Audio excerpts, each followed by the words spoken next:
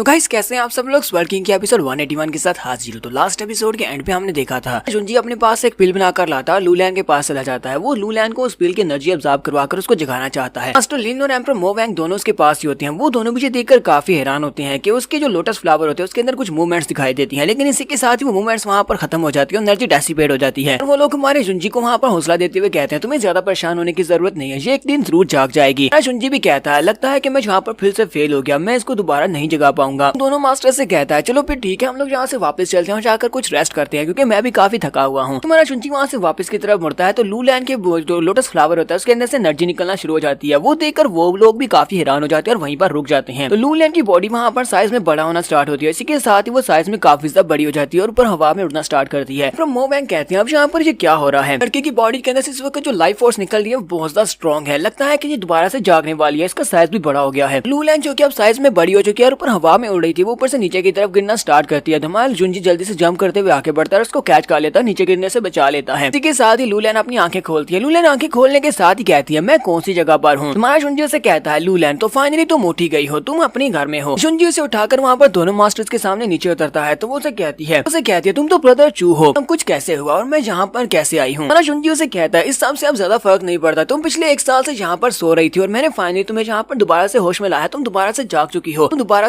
से अपनी जिंदगी को जियोगी। सुनने के बाद वो कहती है क्या वाकई में पिछले 1 साल से यहाँ पर सो रही थी। तो ये लोग अभी यहीं पर बातें कर रहे होते हैं कि उसी वक्त साइड के ऊपर जो अंडा रखा होता है हमारे जुंजी के पास एक स्पिरिट बीस्ट का एग भी था। स्पिरिट बीस्ट के एग को भी वहीं पर रखा हुआ था तो वो भी वहाँ पर ट्विंकल करना स्टार्ट करता है। तो ये लोग वहाँ पर उस अंडे की तरफ देखना स्टार्ट करते हैं तो अंडे के अंदर क्रैक्स पड़ना स्टार्ट हो जाते हैं, अंदर से बहुत सारी रोशनी निकल रही होती है। तो जुंजी कहता है ये तो स्पिरिट बीस्ट का एग है जो कि मैं हैच करने के लिए यहाँ पर लेकर आया था, इसे यहाँ पर रख दिया था, अंदर से तो रोशनी निकल रही है। तो जब वो अंडा टूटता है तो उसके अंदर से एक स्पिरिट बीस्ट निकलता है। ये लोग उस स्पिरिट बीस्ट को देखकर काफी हैरान होते हैं। मास्टर लिन कहते हैं ये तो एक स्पिरिट बीस्ट है। स्पिरिट बीस्ट के जो एग ने यहाँ पर जो एक्सटर्नल एनर्जी निकली होगी, लूलैन की बॉडी के अंदर से जो फालतू एनर्जी निकली थी वो सारी संडे ने एब्सॉर्ब कर ली होगी। सारी एनर्जी को एब्सॉर्ब करने के बाद अंडा यहाँ पर हैच हो गया और इसके अंदर से ये स्पिरिट बीस्ट बाहर निकला है। लूलैन कहती है ये स्पिरिट बीस्ट तो बहुत ज्यादा क्यूट है। तो वो स्पिरिट बीस्ट वहाँ से निकलने के बाद सीधा उठता हुआ हमारे जुंजी के कंधे पर जाकर बैठ जाता है। जुंजी कहता है ये छोटा सा स्पिरिट बीस्ट ये तो यहाँ पर स्किल्स को भी यूज कर सकता है, लगता है कि इसके पास एक स्पेशल एबिलिटी है जो कि इंसानों के माइंड को कंट्रोल कर सकता है, इसकी आंखों में ये स्पेशल एबिलिटी है। इसी के साथ ही वो स्पिरिट बीस्ट वहाँ पर न्या न्या करना स्टार्ट करता है, ये उसकी जुबान है, वो न्या कह रहा है। हमारा जुंजी छोटे स्पिरिट बीस्ट से कहता है तो तुम्हारी स्टोरी क्या है, मुझे अपने बारे में बताओ। तो वो आगे से उसे फिर से न्या कहता है। तो मोवैंग कहते हैं ये एक मैजिकल बीस्ट है और ये जो मैजिकल बीस्ट होते हैं ये आमतौर पर अपनी बॉडी को मटेरियलाइज नहीं कर सकते, ये इंसानों के सामने अपनी बॉडी को फॉर्म में नहीं रख सकते बल्कि ये स्पिरिट फॉर्म में रहते हैं और किसी को दिखाई नहीं देते। लेकिन ये बच्चा जो कि अभी भी अंडे से निकला है इसने अपनी बॉडी को हमारे सामने मटेरियलाइज कर लिया, ये काफी ज्यादा स्पेशल लगता है। मैं पहली बार इस तरह के स्पिरिट बीस्ट को देख रहा हूँ। जुंजी अपने पास से अपने बड़े स्पिरिट बीस्ट को बाहर निकालता है जो कि व्हाइट टाइगर होता है। वो व्हाइट टाइगर को बाहर निकालता है और कहता है लगता है कि इस छोटे लिटिल किटन को मतलब व्हाइट टाइगर काफी ज्यादा फ्रेंडली लगेगा। तो यहाँ पर चेक करके देखते हैं तो उसके पास जो व्हाइट टाइगर होता है उसके अंदर सोल मिसिंग होती है। तो ये जो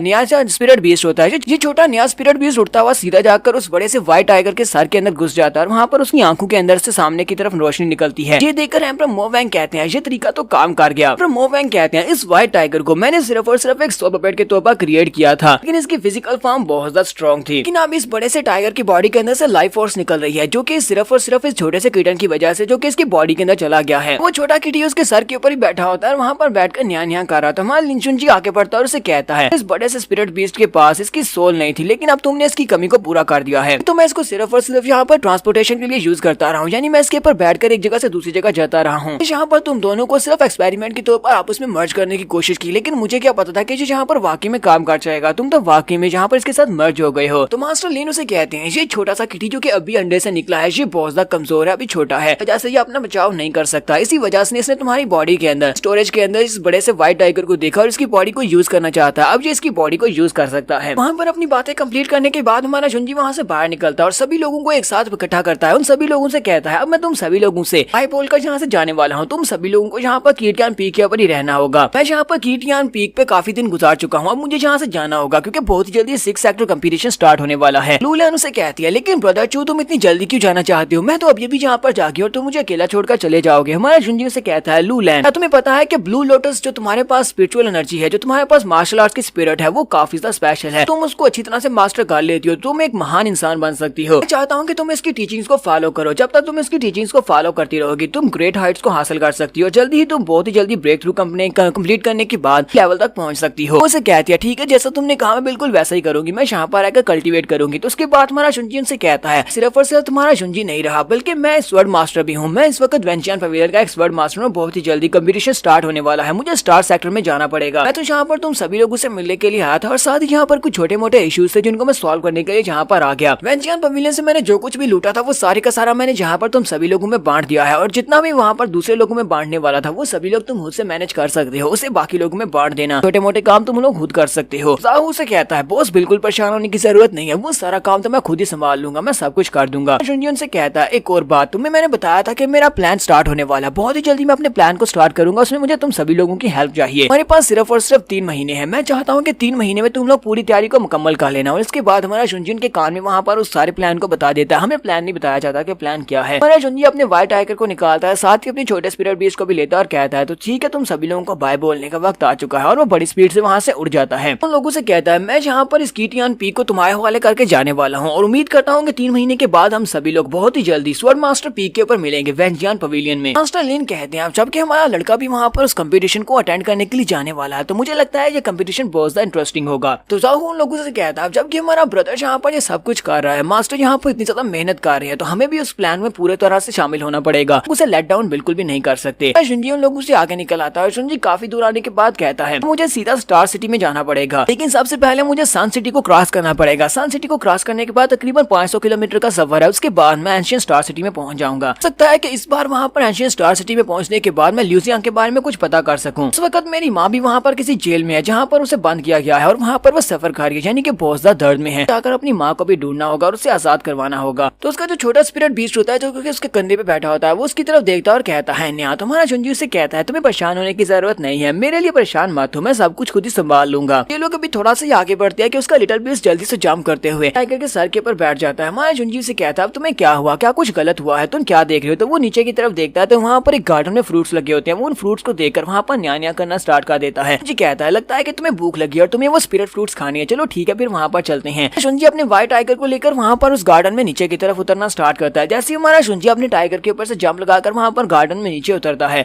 अपने स्पिरिट बीस्ट से कहता है बस सब्र करो, हम लोग पहुंच ही आए, हम लोग स्पिरिट गार्डन में से फ्रूट लेकर तुम्हें देते हैं और तुम खा सकते हो। जुनजी जैसे वहाँ पर लैंडिंग करता है तो उसके सामने एक बंदा खड़ा होता है, उसके साथ एक लड़की होती है। वो उसे कहता है तुम कौन हो, यहीं पर रुक जाओ। साथ ही वो अपने गार्ड से कहता है गार्ड चलो जल्दी से इसको पकड़ लो, कि हिम्मत कैसे हुई जो हमारे सू फैमिली के बैकयार्ड में आ गया है। फिर साथ ही वो बंदा उनसे कहता है मुझे पता है कि मेरी बेटी ने तुम्हारे मास्टर की इंसल्ट की है, हमें पता है कि ल्यूआन की इंसल्ट करना कितना बड़ा जुर्म हो सकता है, इसी वजह से हमने कंपनसेट भी किया था, अपने सारे के सारे रिसोर्सेज में से आधे रिसोर्सेज तुम्हें दे दिए, लेकिन फिर भी तुम सभी लोग यहाँ पर हमें हैरास में करने के लिए यहाँ पर चले आ रहे हो। ल्यू फैमिली के लोग तो बहुत ज्यादा बुरे हैं। बात तो ठीक है कि तुम्हारे ल्यू फैमिली 6 बड़ी फैमिलीज में से एक बड़ी फैमिली है, लेकिन तुम लोग ऐसा बिल्कुल भी नहीं कर सकते, तुम लोग मेरी बेटी के पीछे हाथ धोकर नहीं पड़ सकते। जुनजी की बात सुनने के बाद कहता है जरा रुको, तुम लोग यहाँ पर क्या बातें कर रहे हो, मुझे लगता है कि तुम लोगों को बहुत बड़ी गलतफहमी हो गई है। बस यहाँ से गुजर कर जा रहा था और मेरे छोटे बीस्ट को फ्रूट्स खाने, इसी वजह से हम लोग यहाँ पर तुम्हारे गार्डन में उतरे हैं। उस सामने वाला बंदा उसे कहता है तुम्हारे कहने का मतलब यह है कि तुम ल्यू फैमिली वालों के साथ नहीं हो। तुम्हारा जुनजी कहता है नहीं मैं ल्यू फैमिली के साथ नहीं हूँ। तो वो उसे कहता है प्लीज मुझे माफ करना, मेरा नाम सू चैन है, कहा कि शायद तुम ल्यू फैमिली से हो, इसी वजह से हमने तुम्हारे साथ इस तरह बिहेव किया, प्लीज हमें माफ कर देना। जुनजी कहता है कोई बात नहीं, अगर तुम लोगों ने यहाँ पर मेरे साथ कुछ बुरा नहीं किया तो इसका मतलब यह है कि मैं भी तुम्हारे साथ कुछ बुरा नहीं करूंगा, मैंने इस बात को बुला भी दिया है, तो चलो ठीक है हम लोग इस बात को इग्नोर कर देते हैं। उसके बाद वो बंदा सू चैन उसे कहता है हमारे पास जो फार्म है इसके अंदर बहुत सारी मेडिसिनल हर्ब्स हैं, जो स्पेशल तुम्हें फ्रूट दिखाई दे रहे हैं, ये स्पेशल फ्रूट हैं, लोग इनको मेडिसिन बनाने के लिए इस्तेमाल करते हैं। फिलहाल मुझे एक बहुत ही जरूरी काम है, इसी वजह से मैं तुम्हारे साथ नहीं जा सकता। वो साथ वाले बंदे से कहता है क्या तुम इसको यहाँ पर टूर करवाओगे और अगर इन्हें कोई स्पिरिट फ्रूट चाहिए तो मैं इनको दे देना। तो वो बंदा कहता है ठीक है सर। जुनजी से कहता है कि मेरे साथ है। वो जुनजी को अपने साथ लेकर वहाँ से साइड के ऊपर चला जाता है, तो वो लोग आगे की तरफ चलना स्टार्ट करते हैं। जुनजी के साथ जो बंदा आया होता है वो उसे कहता है सर प्लीज हमें माफ कर देना, थोड़ी देर पहले हमारे मास्टर से गलती हो गई थी, आपको कोई और समझ लिया, इसी वजह से हमने आपके ऊपर इस तरह गुस्सा किया। तुम्हारा जुनजी कहता है मुझे इस बात से फर्क नहीं पड़ता। जुनजी कहता है तुम लोग यहाँ पर मुझे ल्यू फैमिली का मेंबर समझ रहे थे, ये बताओ क्या ल्यू फैमिली वालों की रेपुटेशन यहाँ पर अच्छी नहीं है। मैंने सुना है कि एंशिएंट स्टार सेक्टर में ल्यू फैमिली वाले काफी ज्यादा बुरे हैं, और मुझे ये बताओ कि ये ल्यूआन कौन है जिसका तुम लोग बात जिक्र कर रहे थे। वो उसे कहता है तो तुम्हें यहाँ पर इस बारे में पता होगा कि टोटल 6 बड़ी फैमिलीज हैं, उन 6 बड़ी फैमिलीज में से सबसे बड़ी फैमिली ल्यू फैमिली, और ल्यू फैमिली वाले बहुत ही बुरे हैं। वो लोग अपने ब्रैश और ब्रूटल बिहेवियर के लिए जाने जाते हैं, हालांकि उन्होंने कभी भी कानून के बारे में जरा भी फिक्र नहीं की, वो जो करना चाहते हैं वो करते हैं और हर वक्त कानून को तोड़ते रहते हैं। तुमने जिस बंदे के बारे में पूछा उसका नाम ल्यूआन है, वो एक बहुत बड़ी मुसीबत की जड़ है, उसके स्टेटस की वजह से कोई भी उसका कुछ भी नहीं बिगाड़ सकता, वो जो चाहे वो करता रहता है, वो यहाँ वहाँ हर एक के साथ पंगे लेता है। कुछ दिन पहले वो गुजर कर जा रहा था, तब हमारी यंग मिस सूजिया ने उसके बारे में अपने मुंह में कुछ बड़बड़ा दिया, वो बात उसके कान तक पहुंच गई। उसके बाद से वो हमारी यंग मिस सूजिया के पीछे पड़ा हुआ है। वो संग में सूजिया को सभी लोगों के सामने हरास करना चाहता है, यहाँ तक कि वो उसको मार भी सकता है। Young miss anxious star sector की एक बड़ी फैमिली के एल्डर की एक स्टूडेंट है। वो वहाँ पर रहती थी, लेकिन वो वहाँ से भागकर सीधी अपने फादर के पास अपनी फैमिली में वापस आ गई। लेकिन फिर भी वो बंदा रुका नहीं। ल्यू आन ने इसके खिलाफ एक बाउंड्री जारी कर दी, जिसकी वजह से उसके गार्ड यहाँ पर रोजाना चले आते हैं हमारी मिस को लेने के लिए। तब तक वो अपने मकसद में कामयाब नहीं होता, वो बार बार ये अटेम्प्ट करता रहेगा। तो जहाँ पर हम लोग अपनी एपिसोड 181 का एंड करेंगे। एपिसोड की एक्सप्लेनेशन अच्छी लगी हो तो कमेंट करके जरूर बताइएगा। चैनल को सब्सक्राइब कर दे, वीडियो को लाइक और शेयर करते। शुक्रिया।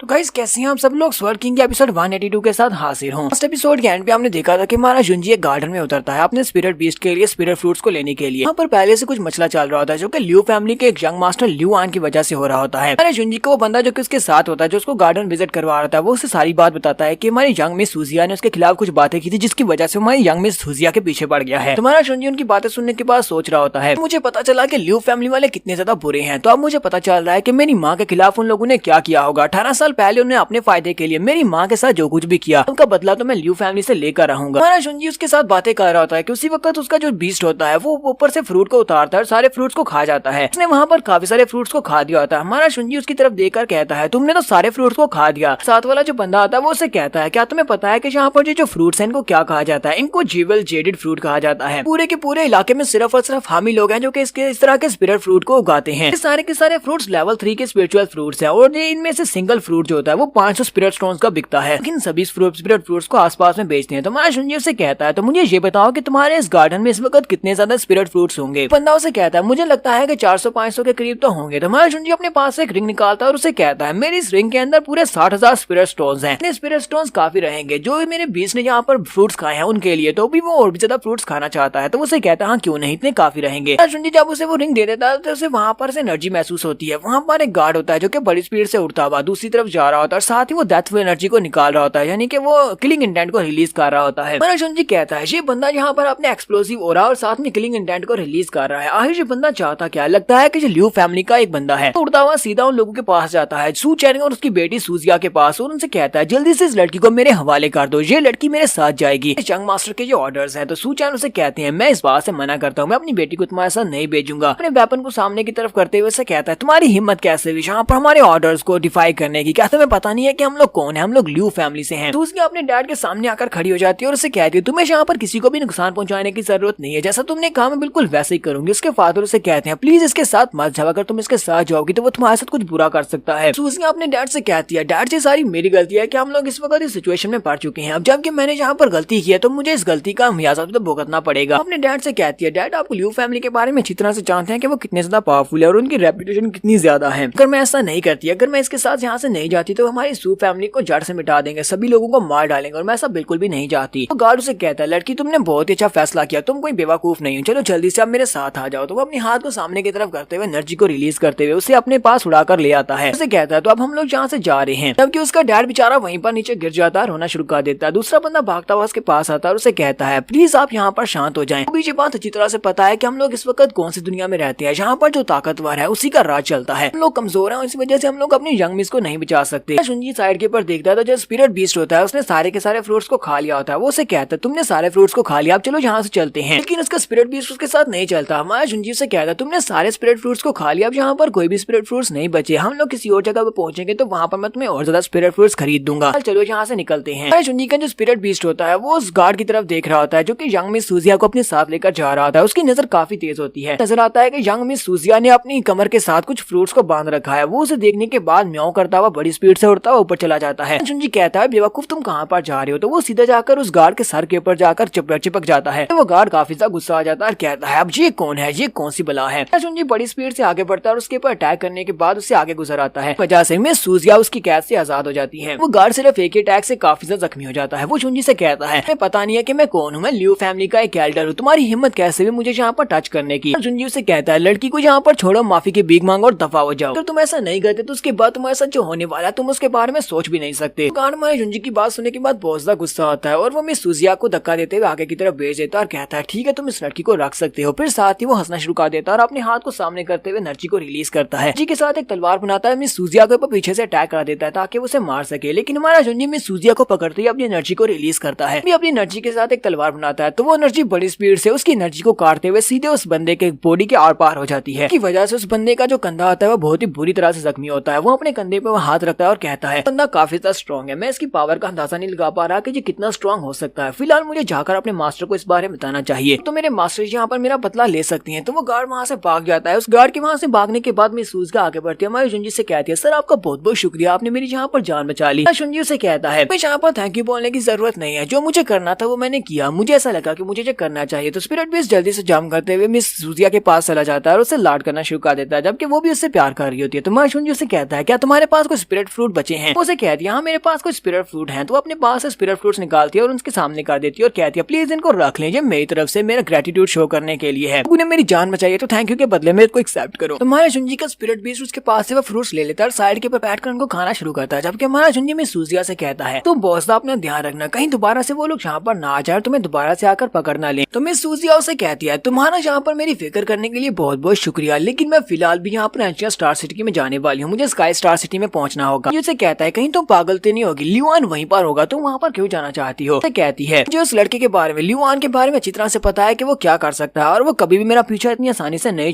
छोड़ेगा। जब तक उसे वो चीज मिल नहीं जाती जिस चीज के वो पीछे होता है तब तक वो पीछे नहीं हटता, वो मेरे पीछे आता रहेगा, चाहे वो अपने गार्ड्स को भेजे या फिर खुद यहाँ पर आ जाए, चाहे कोई भी बीच में आकर उनको मुझे एक दो बार बचा ले, लेकिन कभी भी ना कभी तो वो मेरे तक पहुंच ही जाएगा और वो मुझे पकड़ लेगा। शुंजी से कहता है फिर तो ये सुसाइड होगा, तुम खुद से वहाँ पर जाना चाहती हो ताकि तुम अपने आप को ल्यूआन के हाथों सौंप दो। उसे कहती है नहीं मैं ऐसा बिल्कुल भी नहीं करने वाली, इस बार का कंपटीशन बहुत ज्यादा खास होने वाला है, ल्यू फैमिली के काफी सारे लोग भी इसमें हिस्सा लेने वाले हैं, यहाँ पर बहुत सारे एल्डर्स आने वाले हैं जो कि बहुत ज्यादा खास हैं। अगर मैं वहाँ पर जाने के बाद सभी लोगों के सामने अपनी आइडेंटिटी को पब्लिसाइज कर देती हूँ, तो मैं सभी लोगों के सामने जाकर ल्यू फैमिली से माफी मांग लेती हूँ और सभी लोगों को बता देती हूँ कि मैंने इसके खिलाफ बात की थी और मैं यहाँ पर सभी लोगों के सामने माफी मांग रही हूँ। लगता है कि वहाँ पर इतने सारे एल्डर्स की मौजूदगी में ल्यूआन दोबारा मेरे साथ ऐसा कुछ भी नहीं करेगा, उसे वहाँ पर जबरदस्ती मुझे माफ करना ही पड़ेगा। वो शुंजी से कहती है दोबारा से मैं यहाँ पर तुम्हें थैंक यू बोलती हूँ कि तुमने मेरी इतनी ज्यादा मदद की, और इसी के साथ ही वो वहाँ पर बड़ी स्पीड से उड़ जाती है। मैं शुंजी कहता है चलो हम लोग भी वहाँ पर चलकर देखते हैं कि आखिर इस लड़की को इतना भरोसा क्यों है कि वहाँ पर जाने के बाद ल्यूआन से बच सकती है, हम लोग भी तो देखें कि वहाँ पर क्या है। वैसे भी मेरी मदर वहाँ पर है तो मुझे अपनी मदर के बारे में इन्फॉर्मेशन मिल सकती है। एक सीन में स्काई स्टार सिटी का दिखाया जाता है। शुंजी उस लड़की का पीछा करते करते स्काई स्टार सिटी में पहुंच जाता है तो वो लड़की वहाँ की एक बड़ी फैमिली के दरवाजे के बाहर जाकर रुकती है। माशुंजी कहता है मुझे समझ आ गई कि ये लड़की क्या करने की कोशिश कर रही है, ये तो काफी ज्यादा स्मार्ट है। तो लगा था कि यहाँ पर खुद से ल्यूआन के पास जाना चाहती है ताकि वो उसे सजा दे सके, लेकिन इसने काफी अच्छा किया। लिटिल बीस्ट उसे कहता है मुझे भी बताओ कि यहाँ पर क्या हो रहा है। तो माशुंजी उसे कहता है क्या तुम यहाँ पर देख नहीं रहे, लड़की जहाँ पर आई है वो एक बड़ी फैमिली है, जिनफेंग फैमिली। यहाँ पर जो 6 बड़ी फैमिली है उनमें से ये भी एक बड़ी फैमिली है और यहाँ का जो मास्टर होगा वो इसका मास्टर है। ये लड़की जाकर उनसे रिक्वेस्ट करती है कि वो उसको प्रोटेक्शन दे, तो ल्यूआन के खिलाफ और ल्यू फैमिली के खिलाफ वो इस लड़की को प्रोटेक्शन देंगे जिससे ये बच सकती है। माशुंजी लिटिल स्पिरिट से कहता है तो ये बिल्कुल ठीक है, हमें इस लड़की के बारे में और ज्यादा परेशान होने की जरूरत नहीं है, चलो हम लोग कंपटीशन ग्राउंड्स की तरफ चलते हैं, कंपटीशन भी तो इसी सिटी में होने वाला है, तो हम लोग चल के देखते हैं क्या है ल्यू फैमिली कैसी है, हमें ल्यू फैमिली के बारे में इन्फॉर्मेशन मिलेगी। माशुंजी वहाँ से चलता हुआ कंपटीशन एरिया की तरफ आगे बढ़ता है तो वहाँ पर काफी सारे लोग होते हैं, वहाँ पर तो बाजार सजा होता है, लेकिन वहाँ पर दुकानें लगी होती है, कुछ लोग स्पिरिट स्टोन्स बेच रहे होते हैं, कुछ स्पिरिट मटेरियल्स को बेच रहे होते हैं। माशुंजी कहता है यहाँ पर तो काफी सारे ट्रेजर्स हैं कि बाकी के सभी लोग यहाँ पर ट्रेजर के लिए आए हैं ताकि उस सीक्रेट एरिया में जाकर वहाँ से ट्रेजर्स को हासिल कर सके। तो माशुंजी जब वहाँ पर पहुंचता है तो वहाँ पर साइड के ऊपर से एक लड़की की आवाज आती है, वो लड़की उनसे कहती है जबकि सभी लोग यहाँ पर आ चुके हैं, काफी बड़ी बड़ी फैमिलीज के लोग यहाँ पर आए हैं, क्यों ना हम लोग यहाँ पर इस ऑक्शन को स्टार्ट करें। के साथ एक लड़का खड़ा होता है, वो ल्यूआन होता है। माशुंजी उसकी तरफ देखता है और कहता है मुझे लगता है कि वही लड़का ल्यूआन है और उसके साथ जो लड़की है उसका नाम ल्यू सी यून है। वहाँ पर एक और लड़का होता है जिसका नाम लिन जेंग होता है, घोस्ट ब्लेड सेक्टर का यंग मास्टर होता है। वो कहता है यहाँ पर इस कंपटीशन में हिस्सा लेने के लिए आए हैं ताकि सीक्रेट एरिया में जाकर काफी सारे क्वालिटी के इंग्रेडिएंट्स को हासिल कर सके, इस बार तो मैं बहुत ही अच्छी हार्वेस्ट करने वाला हूँ। वहाँ पर एक और यंग मास्टर होता है जिसका नाम रोजन होता है जो कि ब्लड नाइफ सेक्टर का मास्टर होता है। वो कहता है पर हम सभी लोग इकट्ठे हुए हैं इस कंपटीशन के लिए, लेकिन एंशियंट स्टार सिटी के ल्यू फैमिली के लोगों ने यहाँ पर इसको एक ऑक्शन में बदल दिया है, वो लोग यहाँ पर अपनी चीजें सेल करने के लिए आ पहुंचे हैं। तो यहाँ पर इन सभी लोगों के ऊपर बहुत ज्यादा हैरानी हो रही है, इनको तो शर्म आनी चाहिए, क्या इनको कितना ज्यादा पैसा चाहिए जो ये काम यहाँ पर कर रहे हैं। तो ल्यू सी यून उस बंदे से कहती है तुम्हें लगता है कि हम लोग यहाँ पर पैसा कमाने के लिए ऑक्शन कर रहे हैं, ये सिर्फ और सिर्फ एक ऑक्शन नहीं है बल्कि ये भी एक कंपटीशन की टाइप है। तो यहाँ पर जिस आइटम को सेल करने वाले होंगे, जिसको ऑक्शन करेंगे, उसके लिए अगर तुम एक बिड करता है तो दूसरा भी साथ में बिड करेगा, दो लोग यहाँ पर एक चीज के लिए बिडिंग करेंगे तो वो लोग आपस में एक स्पार मैच कर सकते हैं, उनमें से जो फाइट में जीतेगा जीतेगा वो इस चीज को हासिल कर लेगा। ये कैसा लगता है? तुम्हें नहीं लगता कि ये एक बहुत ही अच्छा कंपटीशन है, ये कोई ऑक्शन है ही है? तो सभी लोग उसे कहते हैं ये तो काफी ज्यादा अच्छा है। तो वहाँ पर जो सभी लोग को कहते हैं वो सभी लोग कहते हैं तुम यहाँ पर बकवास बंद करो, बंदी को तो कुछ भी नहीं पता, ये यहाँ पर ऐसी बात की जा रहा है। मिस लियू शीजान ने बिल्कुल ठीक कहा। लियू शीजान उन लोगों से कहती है तो चलो फिर ठीक है, हम लोग यहाँ पर अपनी ऑक्शन की पहली चीज को रिप्रेजेंट करने वाले हैं। तो वो उनसे कहती है तो सबसे पहली चीज यहाँ पर जिनफेंग हाउस से आई है। जिनफेंग फैमिली के एल्डर यहाँ पर एक आइटम को लेकर आए हैं। वो कहते हैं जरा देखो तो सही, यहाँ पर एक बहुत ही खूबसूरत लड़की है। जिनफेंग फैमिली के एल्डर वहाँ पर सूजिया को पकड़ कर लेकर आए होते हैं। हमारे जुंजी पीछे देखने के बाद बहुत ज्यादा हैरान हो जाता है कि ये तो उनसे मदद लेने के लिए गई थी, ये लोग इसी पकड़कर यहाँ पर ऑक्शन में ले आए हैं। जिनफेंग फैमिली के एल्डर आगे बढ़ते हैं और कहते हैं ने हमारे मास्टर लियुआन के खिलाफ में बकवास की थी, इसने उसके बारे में कुछ बहुत ही बुरी बातें की थी। उसके बाद जो मेरी फैमिली में चली आई ताकि मुझे लियू फैमिली के खिलाफ कर सके, ये मुझसे प्रोटेक्शन चाहती ताकि मैं लियू फैमिली के खिलाफ खड़ा हो जाऊं। वजह से अब मैं यहाँ पर सूजिया को लेकर आया हूँ, मैं इसका मास्टर हूँ, मैं यहाँ पर इसको रिप्रेजेंट कर रहा हूँ, मैं इसको यहाँ पर ऑक्शन में सेल करने वाला हूँ। तुम में से कोई भी इसको खरीद सकता है सिर्फ और सिर्फ एक स्पिरिट स्टोन में। बात सुनने के बाद सूजिया बेचारी काफी ज्यादा घबरा जाती है और कहती है मास्टर आप क्या कर रहे हैं, क्या आप मुझे यहाँ पर बेचने वाले हैं? लियुआन आगे से इतना शुरू कर देता है और कहता है ये तो बहुत ही अच्छी बात है, चलो मैं भी यहाँ पर देखता हूँ कि तुम में से कौन इसके किसके लिए बिड करता है, कौन इसके लिए यहाँ पर एक स्पिरिट स्टोन खरीद कर इसको खरीदता है। तो यहाँ पर हम लोग अपनी एपिसोड 182 का एंड करेंगे। एपिसोड की एक्सप्लेनेशन अच्छी लगी हो तो कमेंट करके जरूर बताइएगा। चैनल को सब्सक्राइब कर दें, वीडियो को लाइक और शेयर कर दें। शुक्रिया।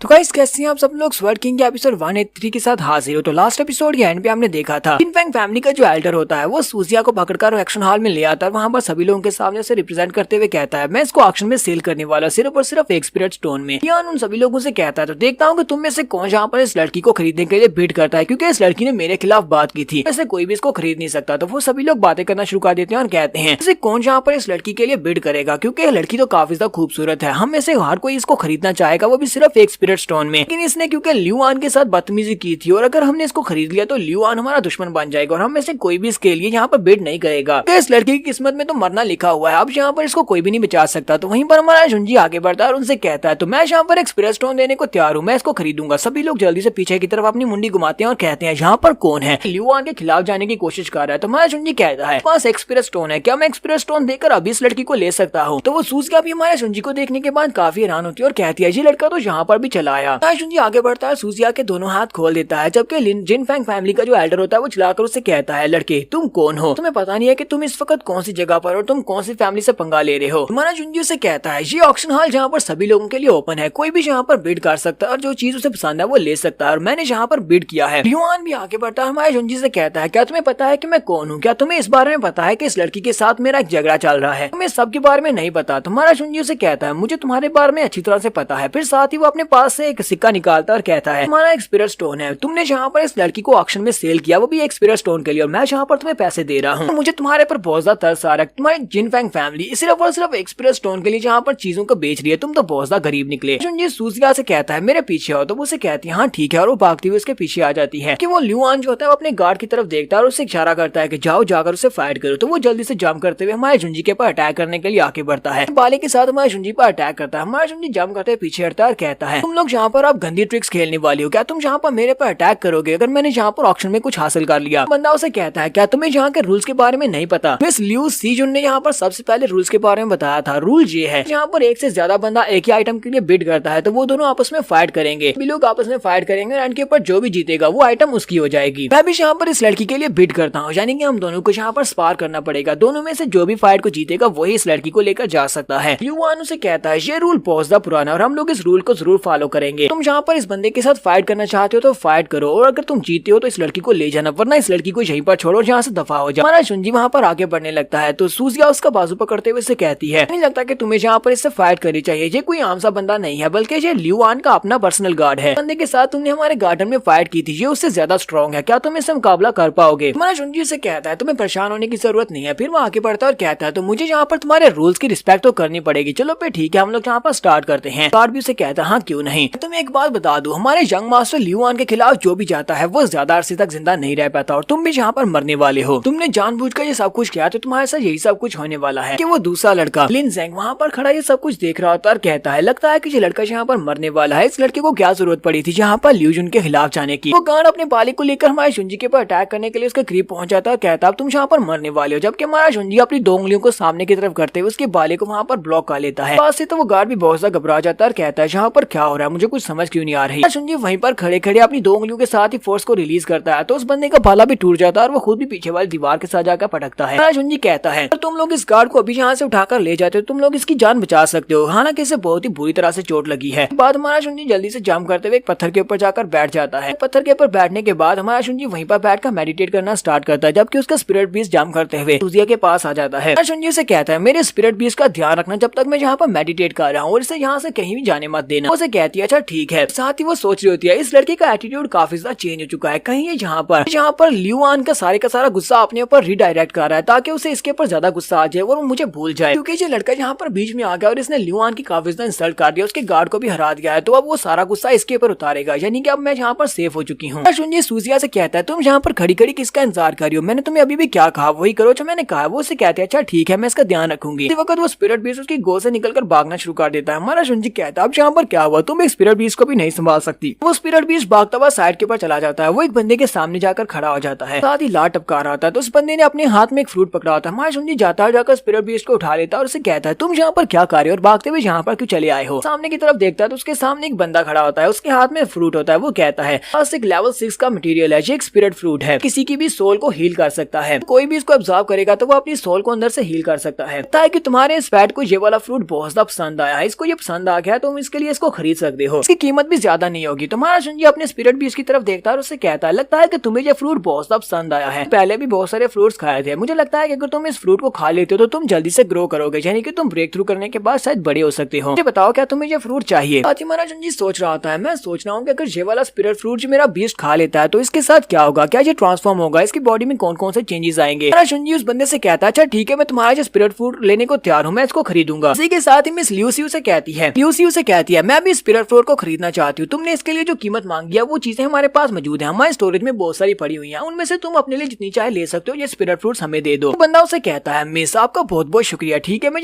स्पिरिट फ्रूट आपको देता हूँ। तुम्हारा जुनजी कहता है जरा रुको, यहाँ पर हो क्या रहा है, यहाँ पर पहले स्पिरिट फ्रूट के लिए बात की और मैंने तुम्हें कहा कि मैं इसको खरीदना चाहता हूँ, बाकी के सभी लोग भी कहते हैं यहाँ पर क्या हो रहा है, ये लड़का कौन है जो यहाँ पर बार बार ल्यू फैमिली के साथ पंगा ले रहा है, इसने यहाँ पर ल्यूआन के साथ वो सब कुछ किया, यानी कि उस लड़की को खरीद लिया, उसके बाद अब यहाँ पर मिस ल्यूसी के साथ बदतमीजी कर रहा है। हमारा जुनजी जल्दी से जंप करते हुए स्टेज के ऊपर जाता है, मिस ल्यूसी से कहता है मिस ल्यूसी मुझे लगता है कि आपको यहाँ पर अपने ही रूल को फॉलो करना होगा, हम दोनों यहाँ पर भिडर हैं तो हम दोनों को आपस में फाइट करना पड़ेगी। तो मिस ल्यूसी उसे कहती है मैं इस वक्त ह्यूमन स्पिरिट फॉर्म के 5th लेवल तक पहुंच चुकी हूँ, जबकि तुम इस वक्त सिर्फ और सिर्फ 3रे लेवल पर हो, नहीं लगता कि मुझसे फाइट करने के बाद तुम हार जाओगे। जुनजी से कहता है ये लाजमी नहीं है कि तुम्हारी कल्टीवेशन मुझसे ज्यादा है तो तुम मुझसे जीत जाओ, और अपनी एनर्जी को रिलीज करता है। इस वक्त लिनज़ेंग जंप करते हुए ऊपर आता है और उसे कहता है जरा रुको मैं तुमसे फाइट करूंगा। फिर साथ ही वो मिस ल्यूसी से कहता है मिस ल्यूसी आपको यहाँ पर इस छोटे मोटे कीड़े मकोड़े से खुद निपटने की जरूरत क्या है, मैं यहाँ पर आपकी तरफ से फाइट करूंगा, तो ऑर्डर करें कि मैं यहाँ पर जाकर इस लड़के के साथ मैच करूँ। तुम्हारा जुनजी से कहता है तुम यहाँ पर क्या कर रहे हो, तुम्हारा इस सबसे कोई भी ताल्लुक नहीं है, तो यहाँ पर रूल्स को फॉलो कर रहा हूँ, 2 बिल्डर्स आपस में स्पार करने वाले हैं, यानी कि मैं इसके साथ स्पार करूंगा तुम्हारे साथ नहीं, चलो जाओ यहाँ से। उसका काफी ज्यादा गुस्सा आ जाता है। हमारे जुनजी से कहता है तुम यहाँ पर किस रूल की बात कर रहे हो, मैं तो यहाँ पर मिस की तरफ से फाइट करना चाहता हूँ, फिर यहाँ पर मेरी मिस के साथ फाइट करना चाहेगा उससे पहले मुझसे फाइट करना पड़ेगी, मिस ल्यूसी के साथ कोई भी फाइट नहीं कर सकता वरना मैं तुम्हें उठाकर शहर से बाहर फेंक दूंगा। बाकी के सभी लोग कहते हैं ये तो और भी ज्यादा इंटरेस्टिंग होता जा रहा है, ताकि इस लड़के लिनज़ेंग को हमारी मिस ल्यूसी में काफी ज्यादा इंटरेस्ट है, ये इसके लिए यहाँ पर एक लड़के से फाइट करने को तैयार है। लिनज़ेंग जिन फैमिली वालों का एक डिसाइपल है, लगता है कि इस लड़के ने जिसने यहाँ पर स्पिरिट फ्रूट को खरीदने के लिए स्पार्क की चुनौती दी है वो हारने वाला है। लिनज़ेंग हमारे जुनजी से कहता है मैं यहाँ पर तुम्हें 10 सांस का टाइम देता हूँ कि तुम यहाँ पर अपने आखिरी अल्फाज कह सकते हो जो भी कहना चाहते हो, क्योंकि तुम मरने वाले हो। तो जुनजी से कहता है बकवास बंद करो। उससे वो गुस्सा हो जाता है और कहता है लगता है कि तुम ऐसे नहीं मानने वाले, तो ठीक है फिर मैं तुम्हें सीधा हेल में भेजने वाला हूँ। वो अपनी पावर्स को रिलीज करता है और कहता है तुम यहाँ पर मरने वाले हो। वो बहुत सारी तलवारों को रिलीज करते हुए उसके ऊपर अटैक कर देता है। यहाँ पर एक स्पेशल टेक्निक जिसको गोस्ट ब्लेड कहते हैं उसको यूज कर रहा होता है, तो वो गोस्ट ब्लेड जैसे ही उड़ते हुए हमारे जुनजी के करीब पहुंचते हैं, वक्त वहाँ पर काफी सारे स्नोफ्लेक्स गिरना स्टार्ट होते हैं। वो स्नोफ्लेक्स उन तलवारों के साथ टकराते हैं तो वहाँ पर वो तलवारें टूटना शुरू हो जाती हैं, सारी की सारी तलवारें वहाँ पर टूट जाती हैं। हमारा जुनजी भी देखकर काफी हैरान होता है, कहता है यहाँ पर इतनी ज्यादा बर्फ कहाँ से आ रही है, लगता है कुछ स्पेशल टेक्निक को यूज कर रहा है। इसी वक्त एक लड़की वहाँ पर आती है। वो लड़की वहाँ पर आने के बाद उनसे कहती है लिनज़ेंग तुम्हारी हिम्मत कैसे हुई यहाँ पर एक लड़के के ऊपर अटैक करने की, क्या तुम्हें पता भी है कि ये बंदा कौन है जिसके ऊपर तुम अटैक कर रहे हो? तुम्हें पता नहीं है कि 6 बड़ी फैमिलीज ने यहाँ पर एक रूल बनाया है कि तुम लोग आपस में फाइट नहीं कर सकते। तो उस लड़की का नाम जीकियान हान होता है। वो उसे कहता है जीकियान हान तुम्हारी इस बात का क्या मतलब है, तुम मुझे फाइट करने से क्यों रोक रही हो? जुनजी उसका नाम सुनने के बाद कहता है तो इसका नाम जीकियान हान है, ये नाम अच्छी तरह से याद है, ये भी कॉम्पिटिटर्स की लिस्ट में इसका भी नाम था और ये वही लड़की 9th फ्रोजन पैलेस से है। जीकियान हान उसे कहती है तुम तो कुछ ज्यादा इग्नोरेंट हो, पता भी है तुम जिस बंदे के ऊपर अटैक कर रहे हो वो कौन है, वो